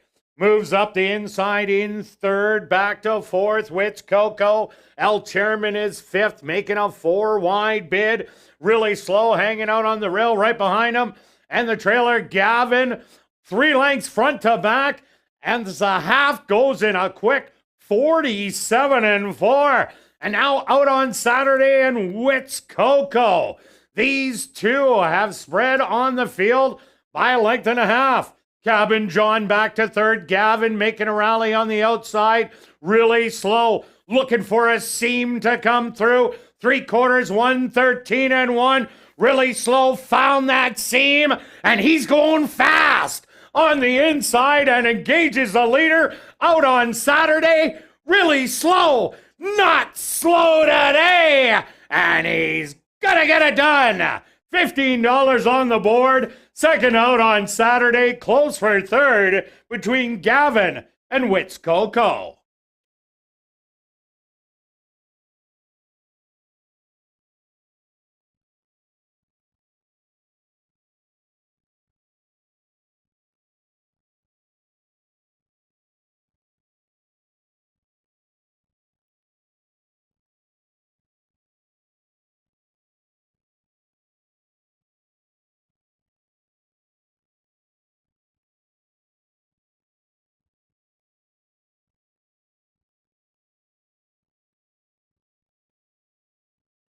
The Stewart's supposed to number 2, Really Slow, as your race winner. Second goes to number 5 out on Saturday. A photograph has been called to determine the show position. They went the opening quarter 23-1, the half 47-4, 3/4 113-1. Time for the mile 141-1.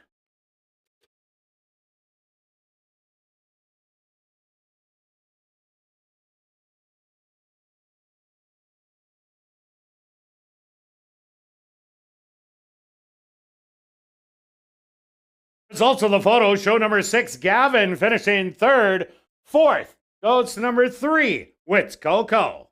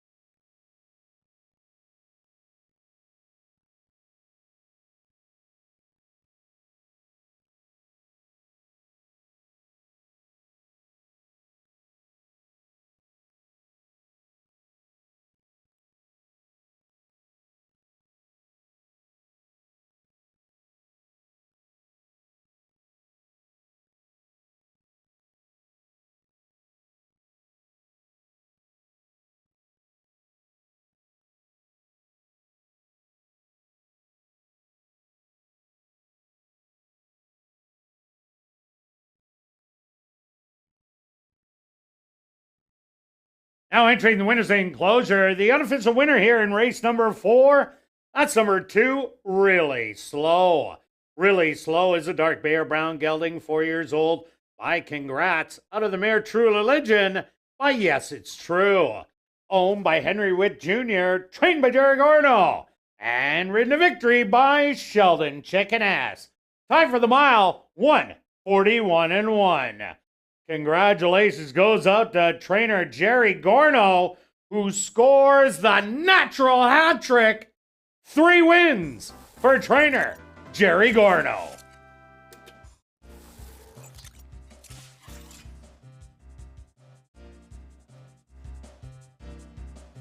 Race 4 is official in the upcoming 5th race. There are no changes. Post time for race number 5, 19 minutes away.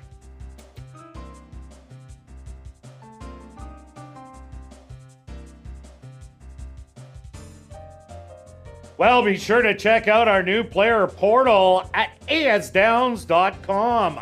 All the information you need on ASD Live Racing in one convenient place. Watch live racing access, free online ASD programs, expert selections, and more. Scan the QR code on your player portal ad in your program to go there now.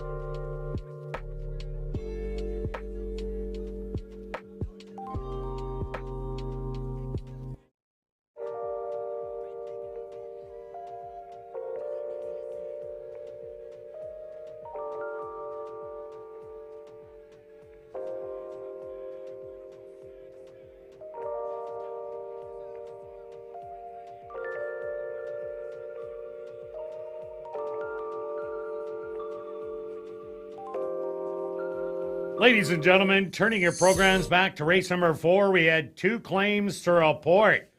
First off, claim for $5,000 was number 4, El Chairman. Claimed by Ira Donald and King Couture, trainer Jared Brown. Also claimed for $5,000 was number 5, Out on Saturday. Claimed by Jared Brown, owner-trainer.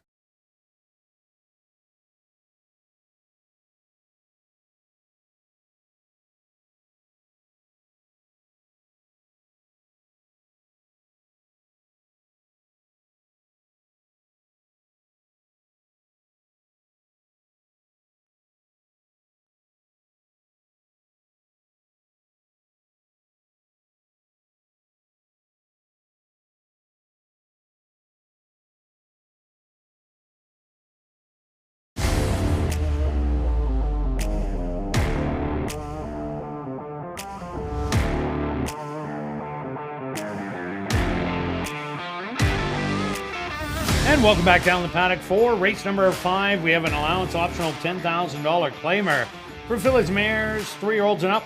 They're going to go 7 furlongs. Stretch, quick look back at race number 4. Wow, what a log jam on the front end. Yeah, it surprised me on the one going to the lead. The other ones it didn't. I like the patient ride on the 2. I'm just kind of sat back. Yeah, Sheldon Chickeness just waited on the rail and watched the action. Yeah, and that was the key to that.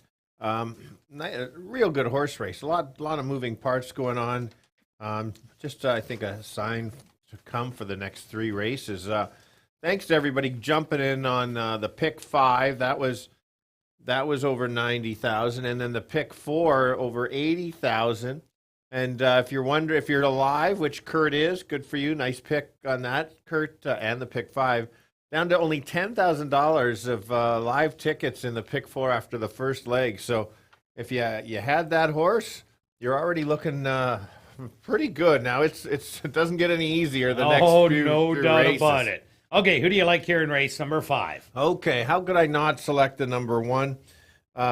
Big Stretch, if you're wondering what the name of the horse is. I always use numbers. This horse has raced against a couple of this filly, by the way, has raced against the best fillies and mares on the ground.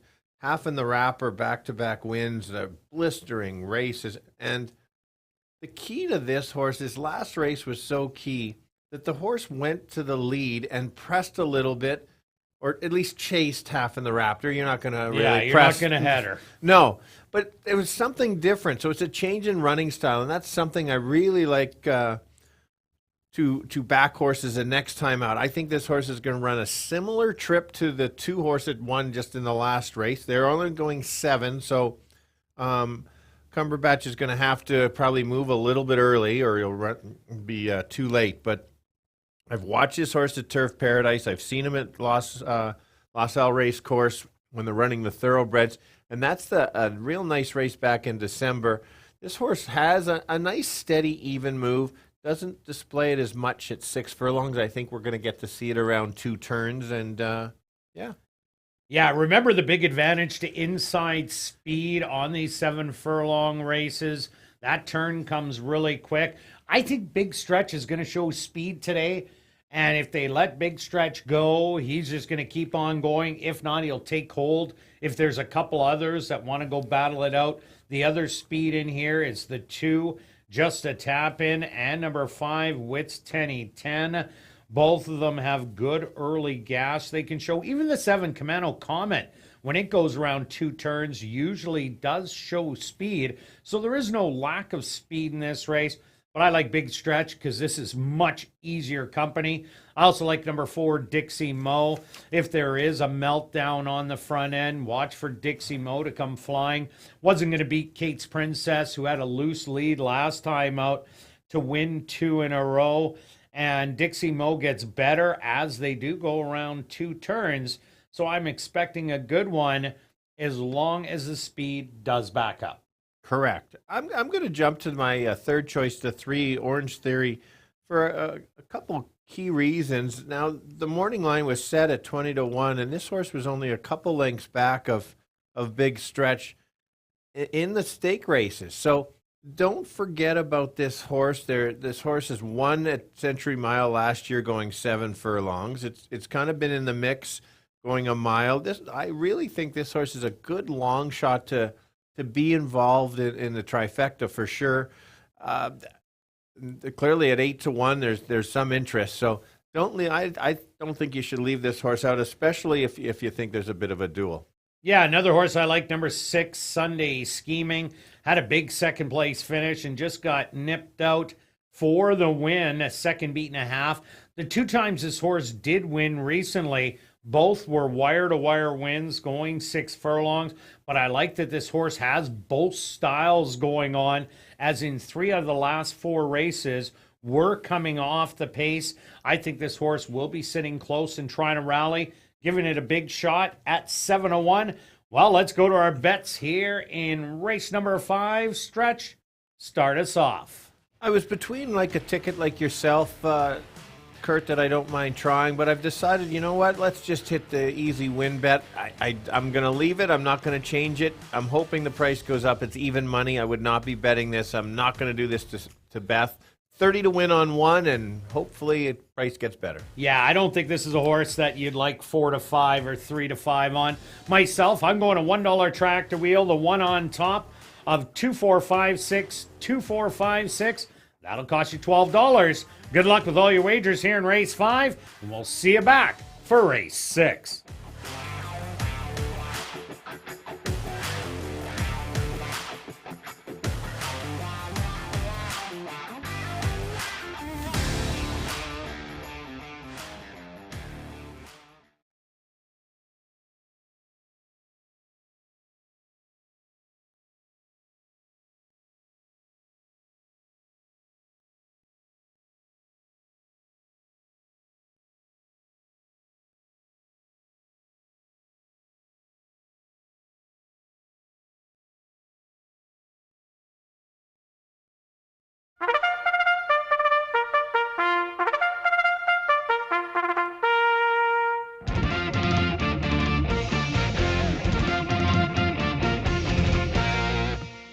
The horse on the track for race number 5, they're going to go 7 furlongs for $14,700.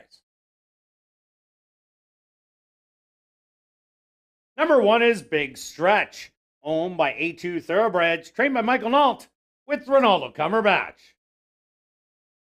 Number 2 is Just a Tap In, owned by Drop-In Racing and James Kaplan, trained by Steve Kaplan Jr., with Sheldon Chickadas. Number 3 is Orange Theory, owned by Shelley Brown, Scott Anderson, and the estate of Harvey Warner, trained by Shelley Brown, with Ronald Alley.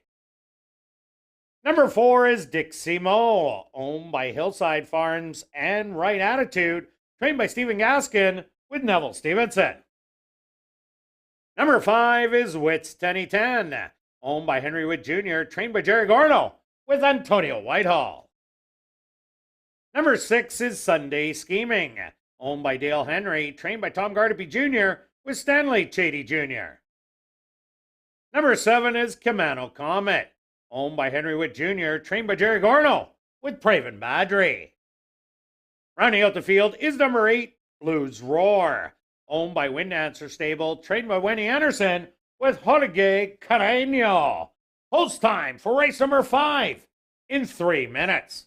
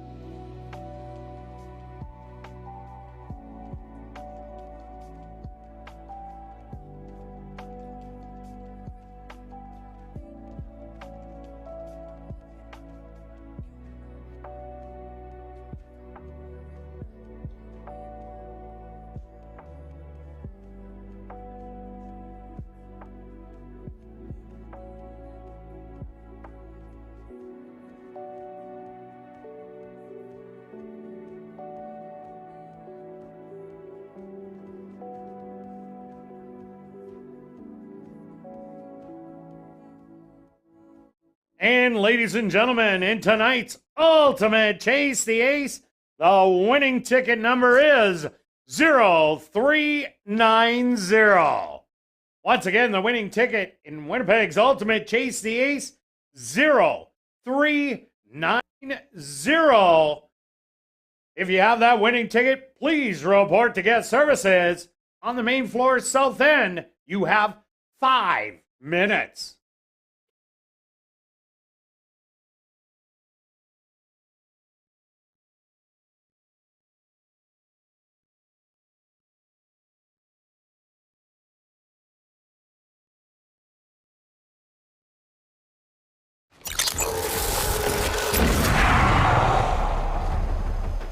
It's now 2 minutes to post time at ASD.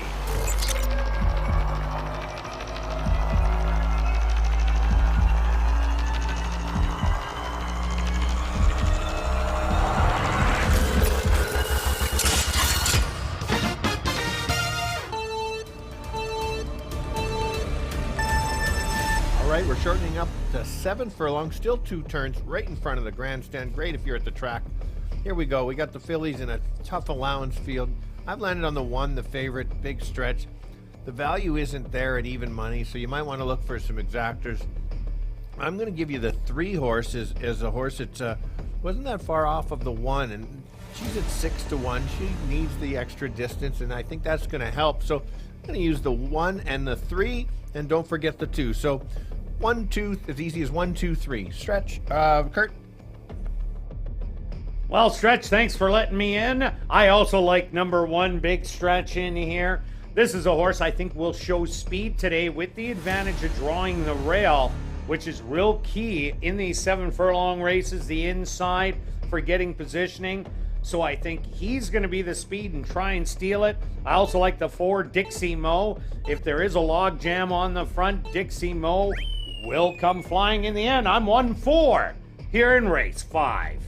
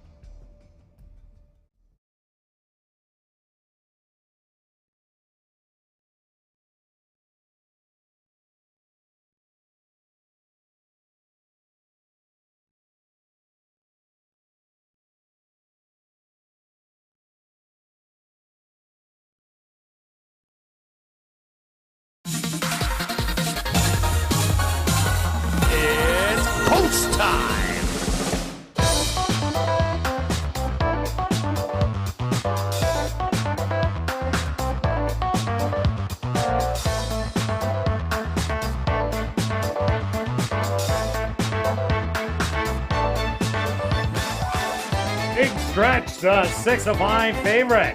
First to move into the starting gate. Next up, Just a Tap In.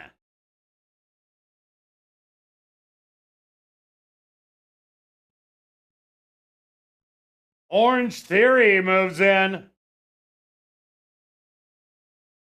Dixie Mo's turn.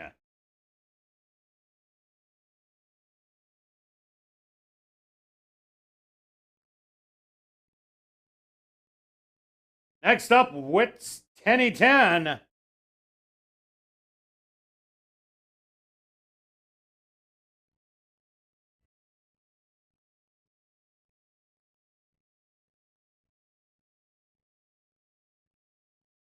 Sunday Scheming is next. Now just 2 left to load. Commando Comet.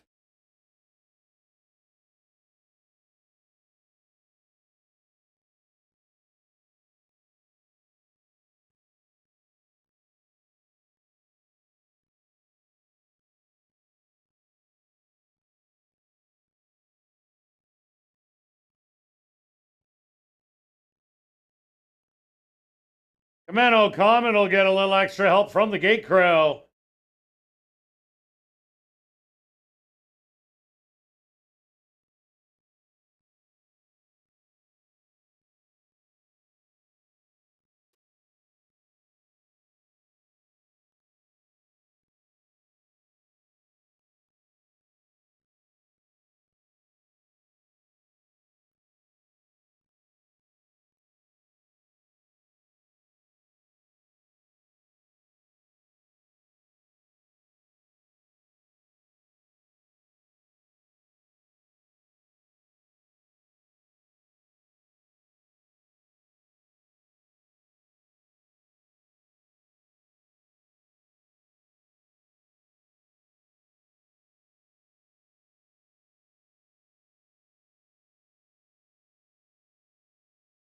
Commando Comet being a little stubborn.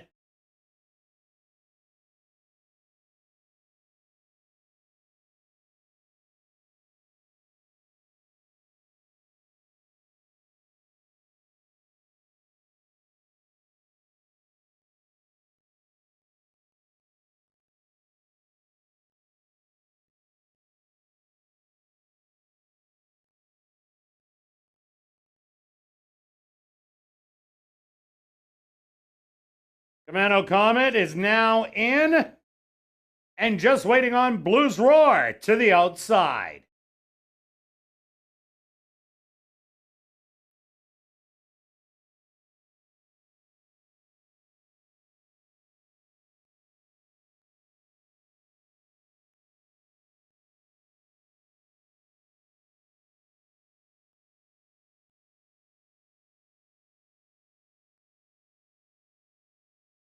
Jorge Carreno now hops off Blues Roar and will be loaded without the rider.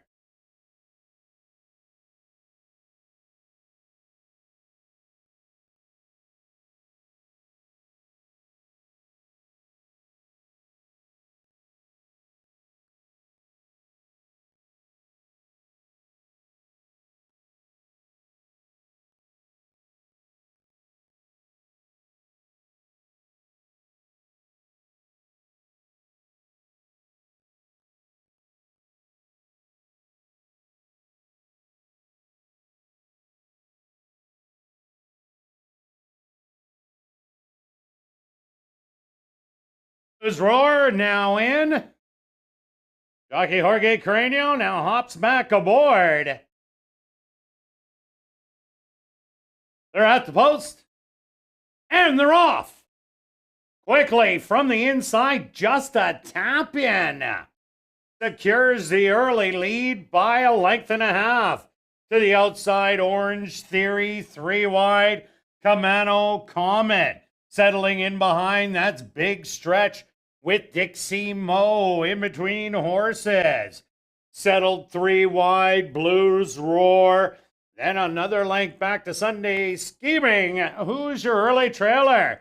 24-3 the opening quarter. And Just a Tap In and Commando Comet Now duking it out for the lead. A length and a half back. Orange Theory on the outside. Big stretch. Still securing the rail. 2 more back is Dixie Mo with Wits 10-10. And then another length. Sunday Scheming. And the trailer is Blues Roar. 48-2 for the half mile. And just a tap in. Has the lead now by a length and a half. Big stretch with clear running room. Engages just a tap in as they hit the head of the lane. Big stretch with a big run on the outside. Just a tap in back to second. Wits 10-10 coming with a late rally, but it's Big Stretch who's gonna get it done by 3. Wits 10-10 for second. Just a tap in third. And fourth to Orange Theory.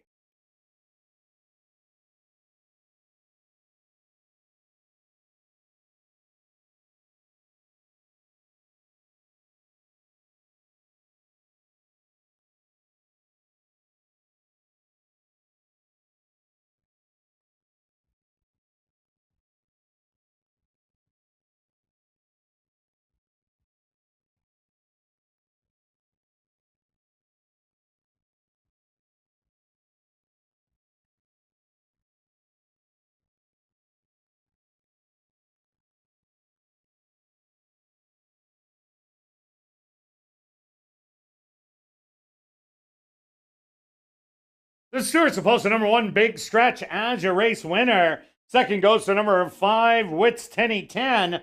Third to number 2, Just a Tap In. And fourth to number 3, Orange Theory. They went the opening quarter 24-3. The half 48-2. Time for the 7 furlongs, 1:27-1.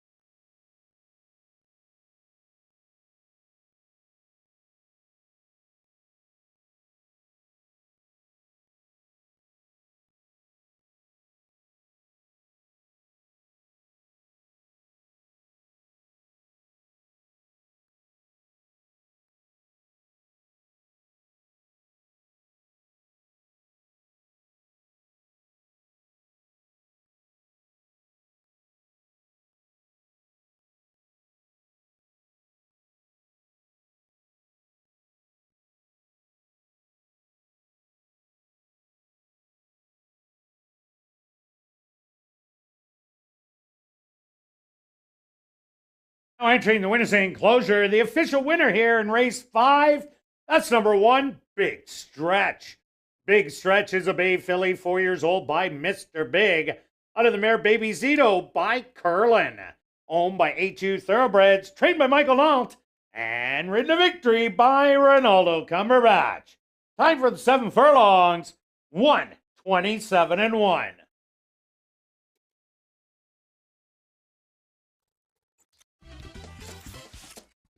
Race 5 is official in the upcoming 6th race. Scratch number 8, Gooch Express. That's in the upcoming 6th race. Scratch number 8, Gooch Express. Kicking off late double wagering. They go to post in 16 minutes.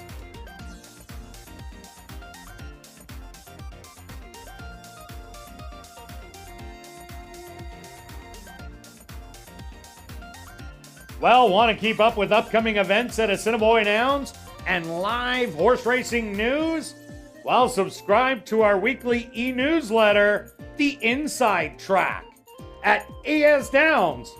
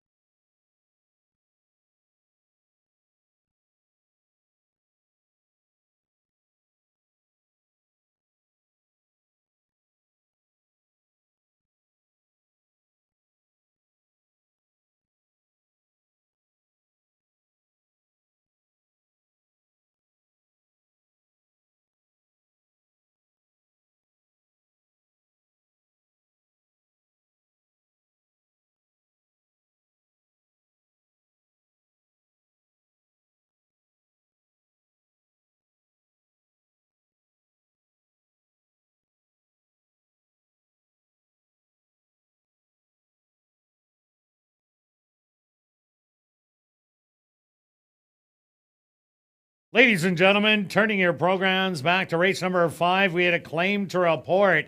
Claim for $10,000 was number 4, Dixie Mo, claimed by A2 Thoroughbreds trainer Michael Nault.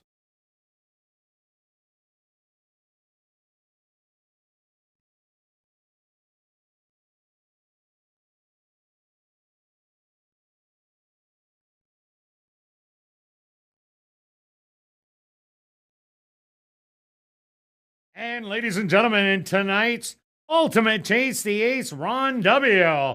went to the board and he selected the Queen of Clubs. So he won himself $25. So the jackpot is still alive at $1,000 for Winnipeg's Ultimate Chase the Ace.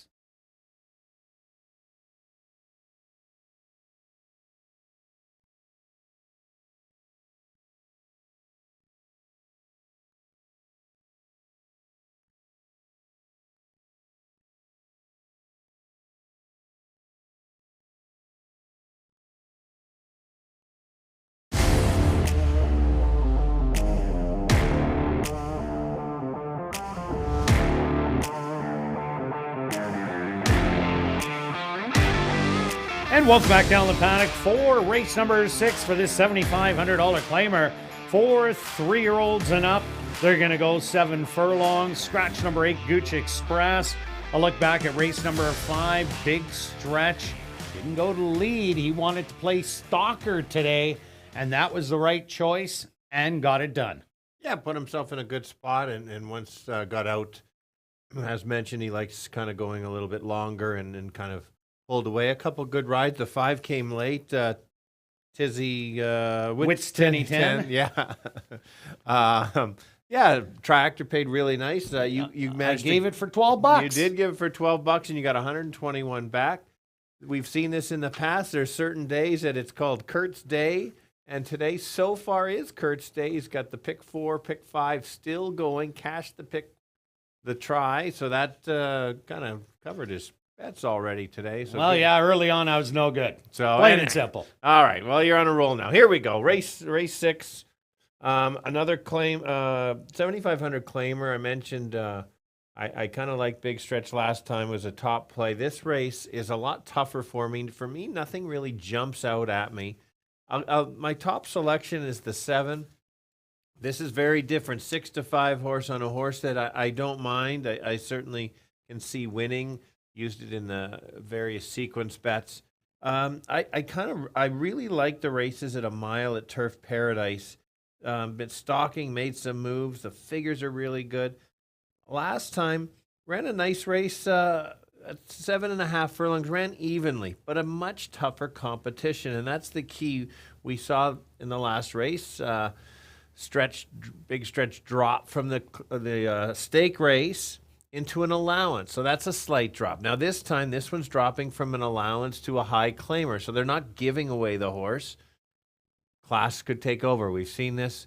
What do you think? Is the 7 going to the lead or just coming off? Well, I think it has to try and go to the lead, but there is other speed in here. The 6 Strider's Ring, the 2 Irresistibly Sexy, and even the 4 Midnight Salute can show speed, but mainly the 2 and 6. We chirped up early on that speed was doing well going around 2 turns. I guess the jockeys were listening to us because in the last 3 races, all of them had duels in it, and the ralliers were able to get up. But I think in this race, a horse will get free, and that's number 6, Strider's Ring. Show good speed for a half a mile before packing it in and getting beat by 12. But this is a horse that runs really brave when it gets out on the front.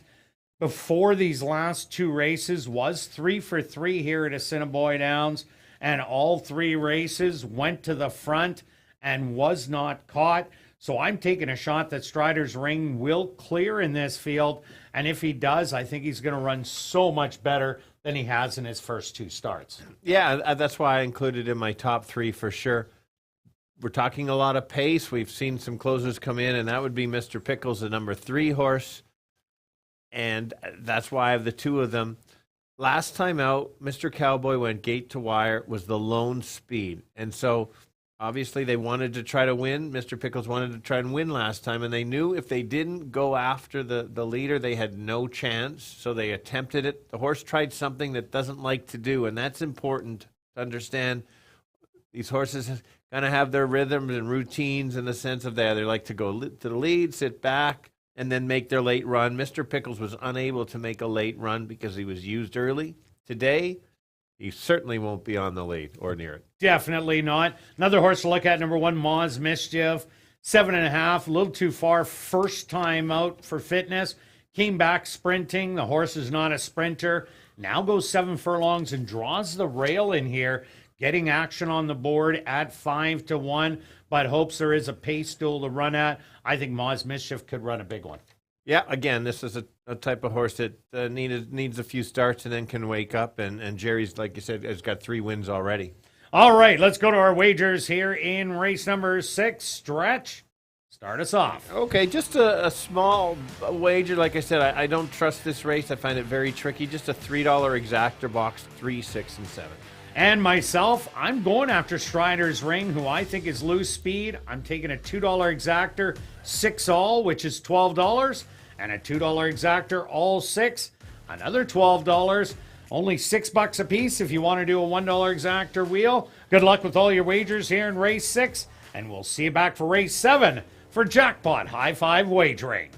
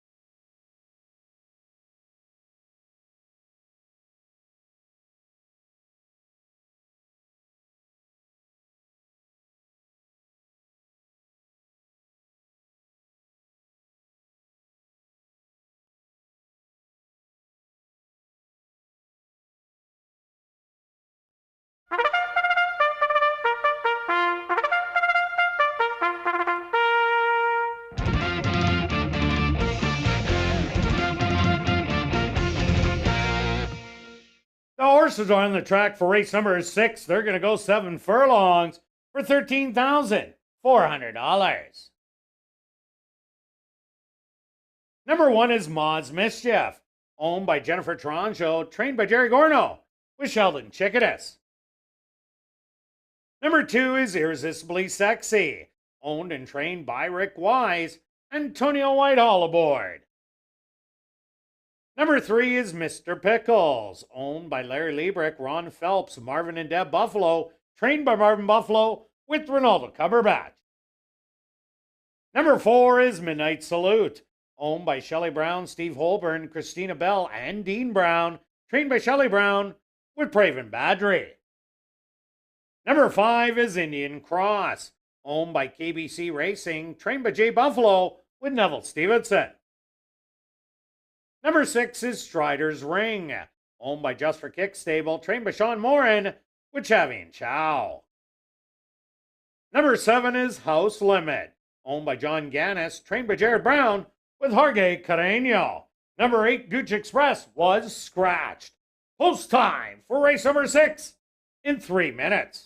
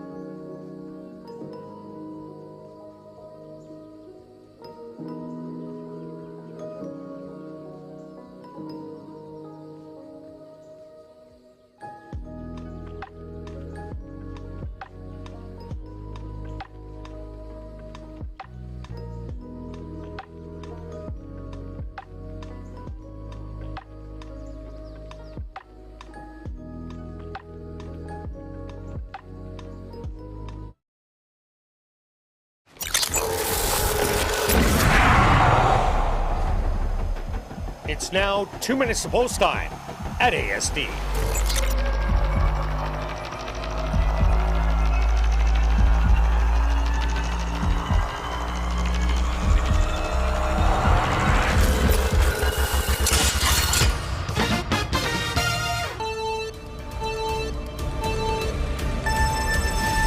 Here we go again, another 7 furlong race. It'll be a race to the turn, maybe like last time. I'm going to give you a horse that's got a bit of class and dropping down a little bit.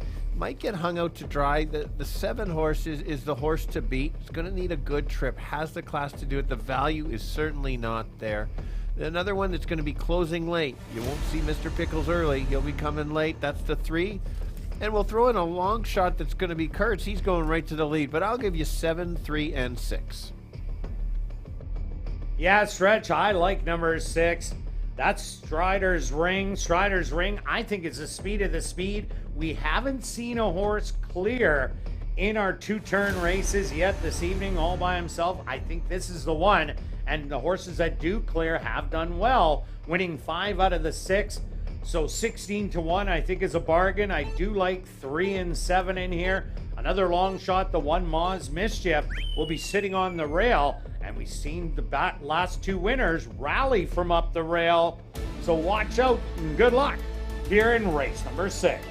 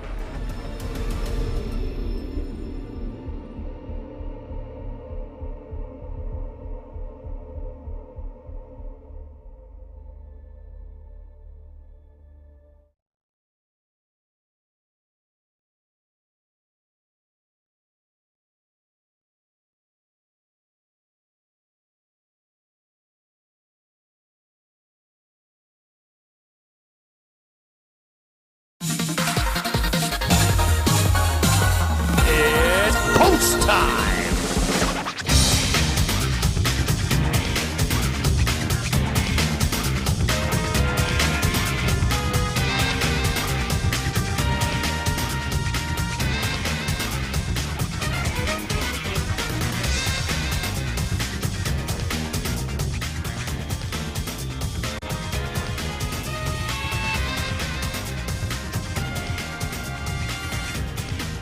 Moz Mischief, the first one locked and loaded.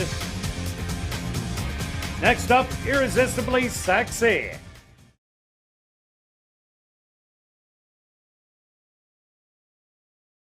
Irresistibly Sexy, a little fractious in the starting gate.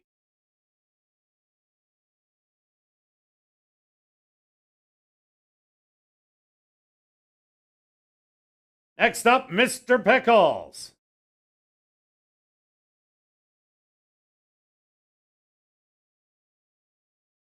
Indian Cross, the next to go in.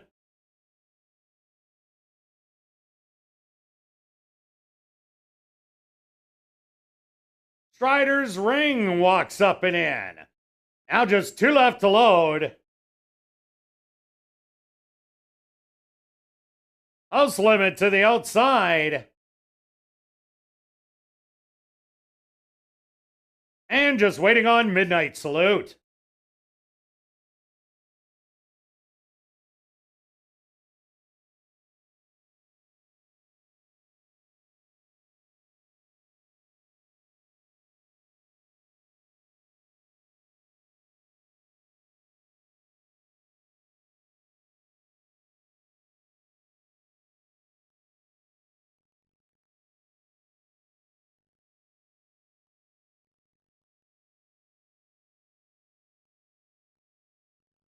Midnight Salute's almost in.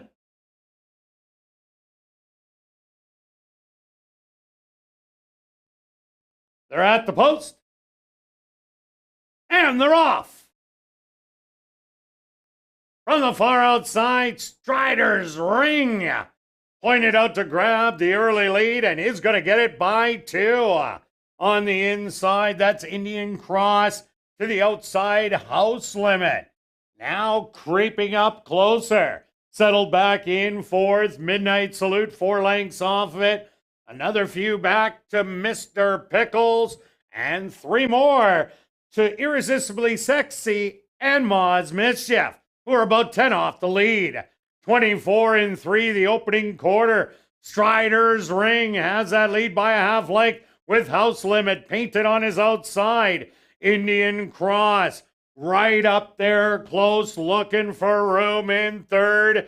Back in 4th, Mr. Pickles is rallying. Midnight Salute and well back to Ma's Mischief and Irresistibly Sexy. The half a quick 48 seconds. And House Limit now goes by and pokes a neck in front. Strider's Ring back to 2nd. And now Mr. Pickles is making a late charge to the far outside. House Limit with the lead. Strider's Ring and Mr. Pickles now trying to get House Limit inside the 16th pole. They aren't going to catch him.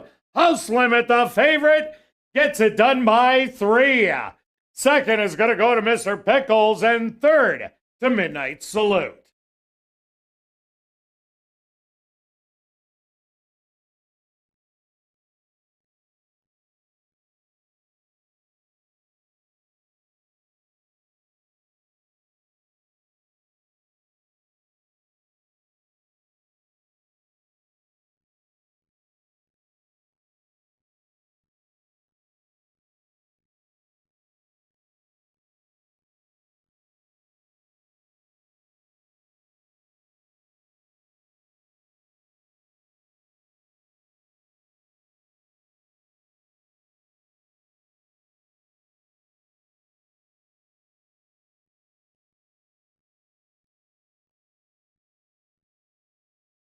The Stewarts are posted number 7, House Limit, as your race winner. 2nd goes to number 3, Mr. Pickles.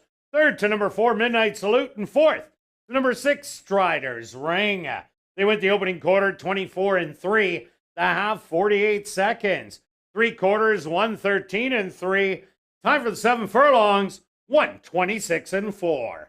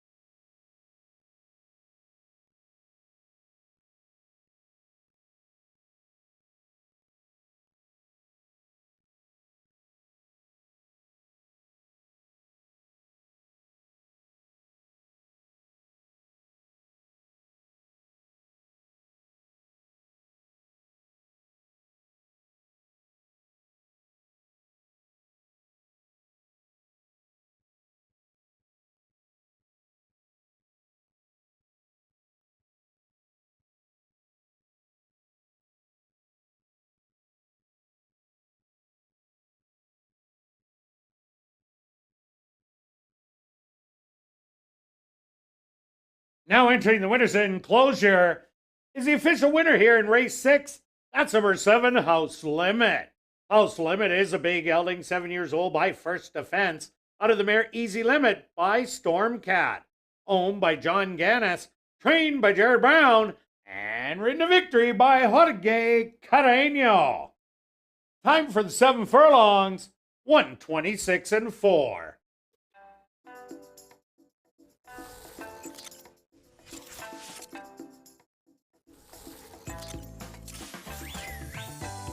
Race 6 is official in the upcoming 7th race. There are no changes. Jackpot High 5 wagering. They'll go to post in 17 minutes.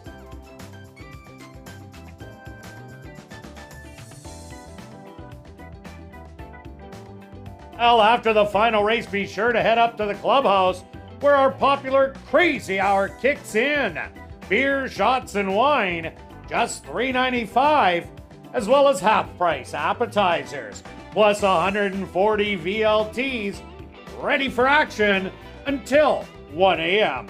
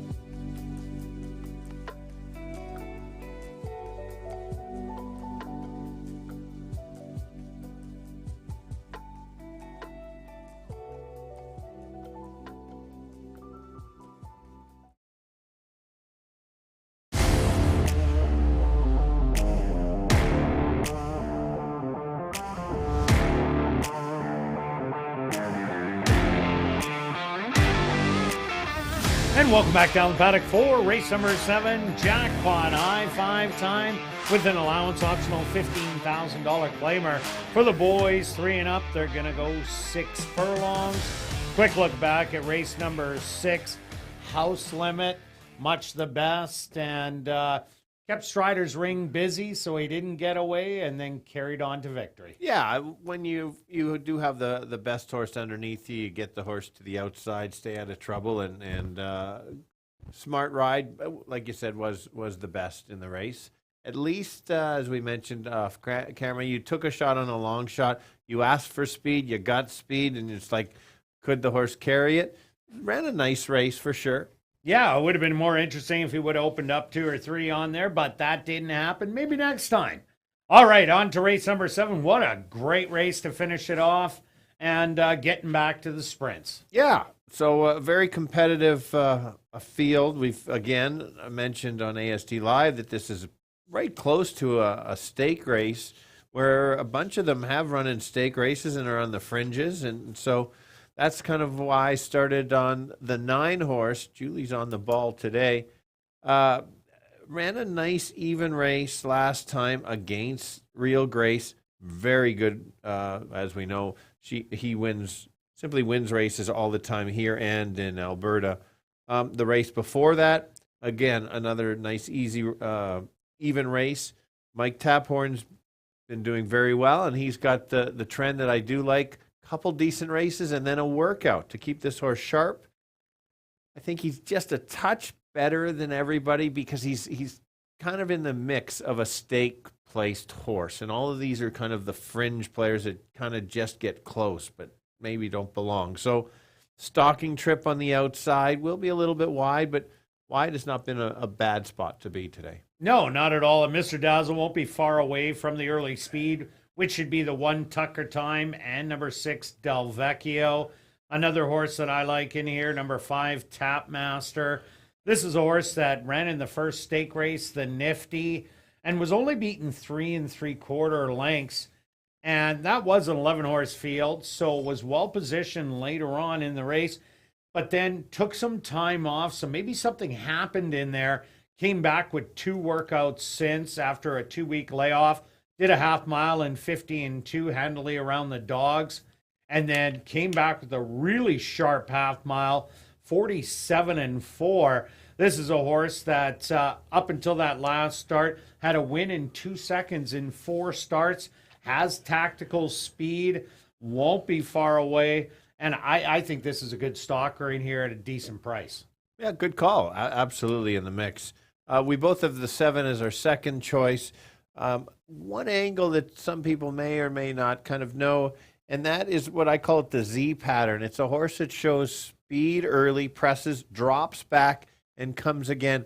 That's hard to do. You think about that if you were kind of running a race yourself. Go fast, drop back, come again. Really good sign. The first race here, Lifetime, or first race at ASD, there was 11 horses in the field, was wide. So it's kind of an unfair comment, lacked rally when it was so wide, lost ground. So. And didn't get a great break out of the gate, was well back in there. Yeah, so there you go. You've got to be in the mix. That horse is 7 to 1. I think that's more than fair value there. If I'm betting win on a horse in here, that would be the one based on the prices that I'm looking at. Yeah, definitely. I like this horse in here. Ran some good races, has a good style. Another horse to look at, maybe number 6 Del Vecchio. This is a horse that tried to steal it on the front end and kind of banged around number 1 Tucker Time in there and ended up being disqualified for it. But Del Vecchio, that was a great first effort, and this horse should move forward off that. And if it does move forward even just a little bit and doesn't get company from Tucker Time today, I think Del Vecchio could be a horse to steal it. Agree. Hence why I've got it in my top 3. Yeah, just a game horse. Yet sometimes it beats up on the Manitoba breds at times, but it just wins races. Can't leave that out. I'll mention the 4-horse Marquis Well is maybe stepping up a little bit, but this horse won 5 races last time, has won 9 of 18 at ASD, made a nice close last time out. If the speed backs up, we are in the last race of the day, and we've seen that seems after 10:30, the speed, I don't know, the speed, Cinderella speed disappears, got to rush home, and here comes the closers. So that's another one to consider. You can see the betting board. 9's the favorite, and it's look at those odds, Kirt. You can see 6, 7, 8 to 1s pretty much across the board. Well, even number 8, Fair Challenge, looking for 3 in a row. Another rallier in the field, has been going up 5,000, 10,000 the first level, and now in the second level, 15. Lionel Camacho Flores has gotten along really well with this horse. All right, let's go with our wagers here in race number 7. Stretch, start us off. Okay, I'm going to play a trifecta wheel here. 7-9 with 7-9 with all, because those are my top 2 selections. I don't know. Saving a few dollars, 7-9 with only the 4, 5, 6, because I think those are the only ones that can run 7-9. That kind of looks like one of my tracks. It is, and so I've learned from you. And so if you remember, I had $30 to win on Big Stretch. Wednesday is our parlay day. Beth, you know what? Let's kick off the show for tomorrow. $78 to show on the 9. All right, myself, I'm doing a stretch triactor. I learned this one from him. 579 with 579 with 15679. A $1 triactor will cost you $18. Good luck with all your wagers, and we'll see you back tomorrow, 6:45 Central, for ASD Live.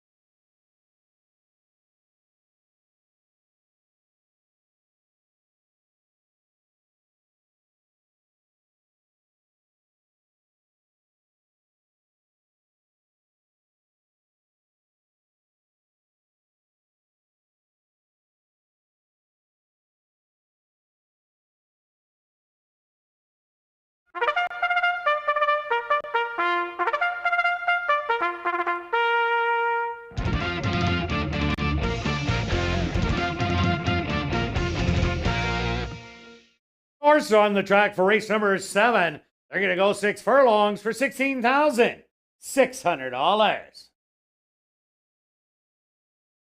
Number 1 is Tucker Time, owned by Pink Cloud Racing, trained by Courtney Ross with Neville Stevenson. Number 2 is Black Ops, owned by Arneson Farms, trained by Lise Pruitt with Ronaldo Cumberbatch. Number 3 is Wake Up Call, owned by John Gannis, trained by Jared Brown with Praven Badri. Number 4 is Marquee Well, owned by Jared Brown and Lucky 8 Stable, trained by Jared Brown with Jorge Carreño. Number 5 is Tapmaster, owned by Kenneth Amther, trained by Gordon Amther with Antonio Whitehall. Number 6 is Del Vecchio, owned by Karen Bjartson, trained by Tom Gardapi Jr. with Ronald Alley. Number 7 is Something Super, owned by Droppin' Racing and James Keplin, trained by Steve Keplin Jr. with Sheldon Chickadas. Number 8 is Fair Challenge, owned by Deb Buffalo, trained by Marvin Buffalo with Lionel Camacho Flores. Rounding out the field is number 9, Mr. Dazzle, owned by Kyle and Megan Hebert, trained by Mike Taphorn with Leroy Nelson. Jackpot High 5 wagering. Here in race 7, they go to post in 3 minutes.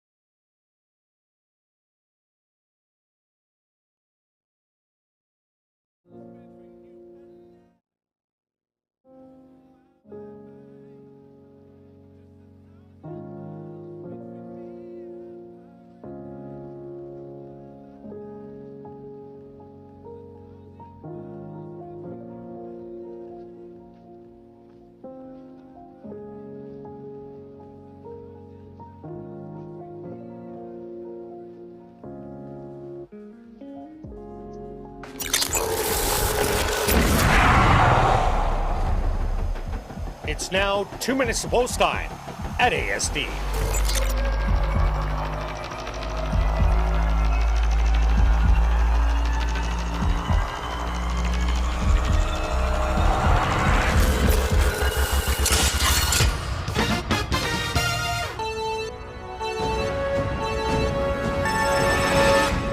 Cutting it back to 6 furlongs, starting far corner, 1 turn, wide open race. Yes, the 9 is the favorite, deservingly so. Is a stakes placed horse, similar to the horse in the last race. Watch out, but it is so wide open after that. You can take a look at the odds. I'm going to give you the 7 horse, and the key here is this running style. This horse was close, came back, sitting on a win, has been running really well and not been rewarded. So you've got to use that horse for sure. Another one to consider was Del Vecchio, 10-1, likes to win races, 9.76 to close it out. Yeah, Stretch, I also like Mr. Dazzle. I don't like the even money there. And I like how you took something super at 6-1. Another rallier in the field. Del Vecchio has speed, but so does the 5 Tapmaster. This is a horse going off at 11-1 right now. I'm looking at that as the biggest bargain on the board right now. Good luck here in race number 7.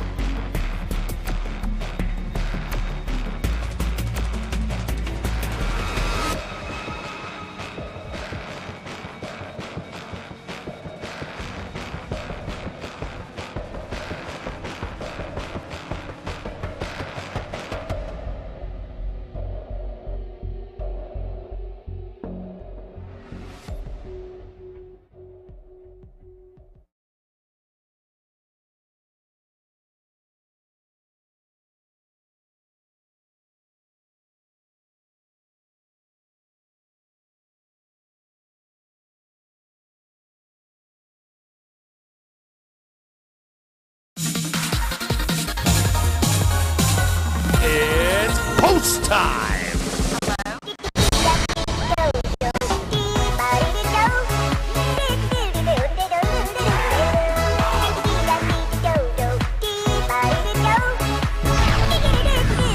Usher time leads the field in for the nightcap. Black Ops, the next to go in. Wake Up Call's turn.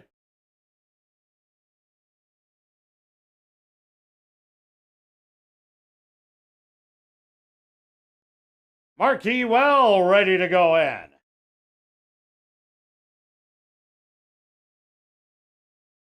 Tapmaster from the center.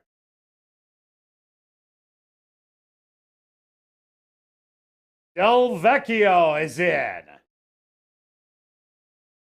Something Super. Now just 2 left to load. Fair Challenge.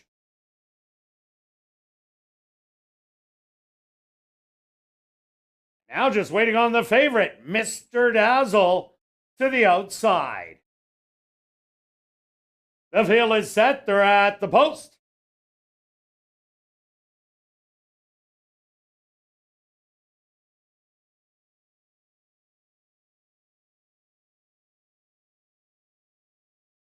Marquee Well, a little fractious.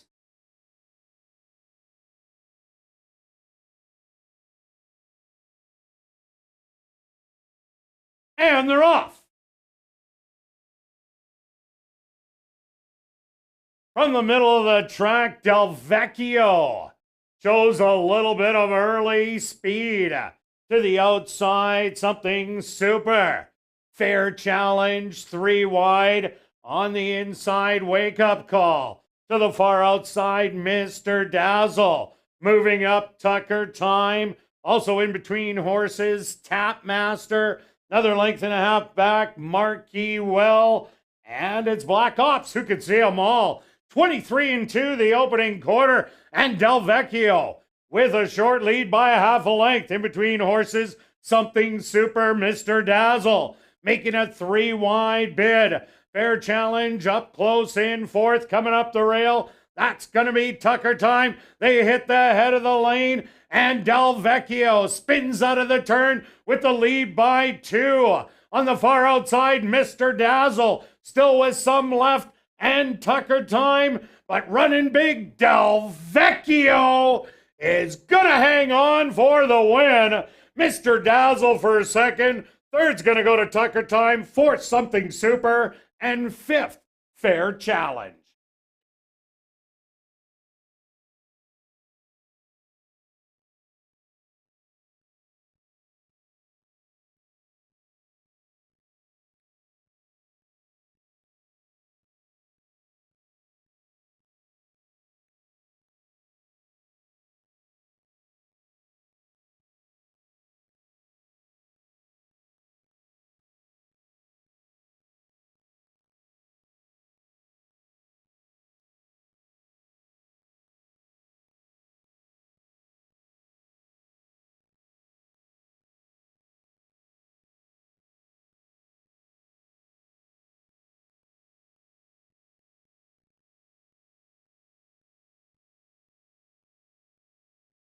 Ladies and gentlemen, please hold all tickets. There's a rider's objection here in race number 7. The stewards have posted number 6, Del Vecchio, as your unofficial winner. Second goes to number 9, Mr. Dazzle. Third to number 1, Tucker Time. And fourth to number 7, Something Super. They went the opening quarter 23-2. They have 46 seconds. Time for the 6 furlongs. 1:11-1. Once again, please hold all tickets. Rider's objection here in race 7.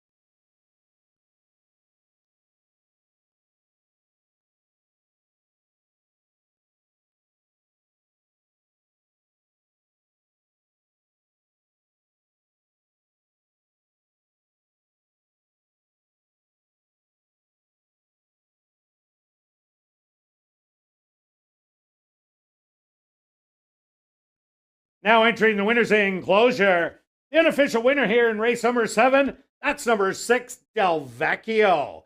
Del Vecchio is a big gelding, 6 years old by Where's the Ring, out of the mare Briar's Flash by Hurricane Center. Owned by Karen Bjarnson, trained by Tom Gardaby Jr., and ridden to unofficial victory by Ronald Alley. Time for the 6 furlongs, 1:11-1. Ladies and gentlemen, in this 7th race, Antonio Whitehall aboard number 5 Tapmaster has claimed interference against number 8 Fair Challenge and jockey Lionel Camacho Flores. Rider's objection, 5 on 8.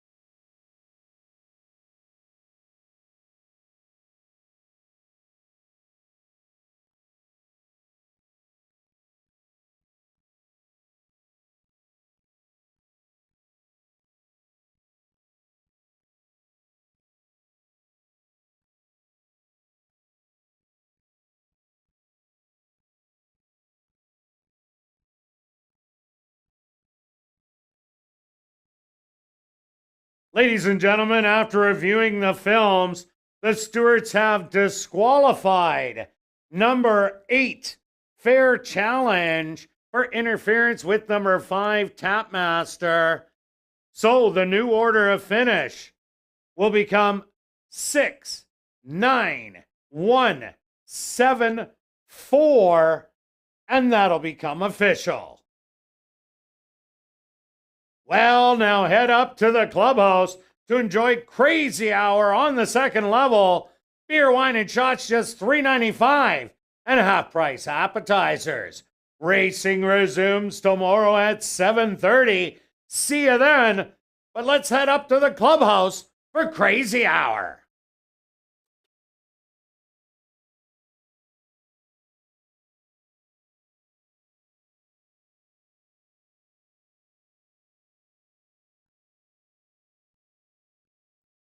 Ladies and gentlemen, directing your attention to the television monitor is the objection tape from race number 7.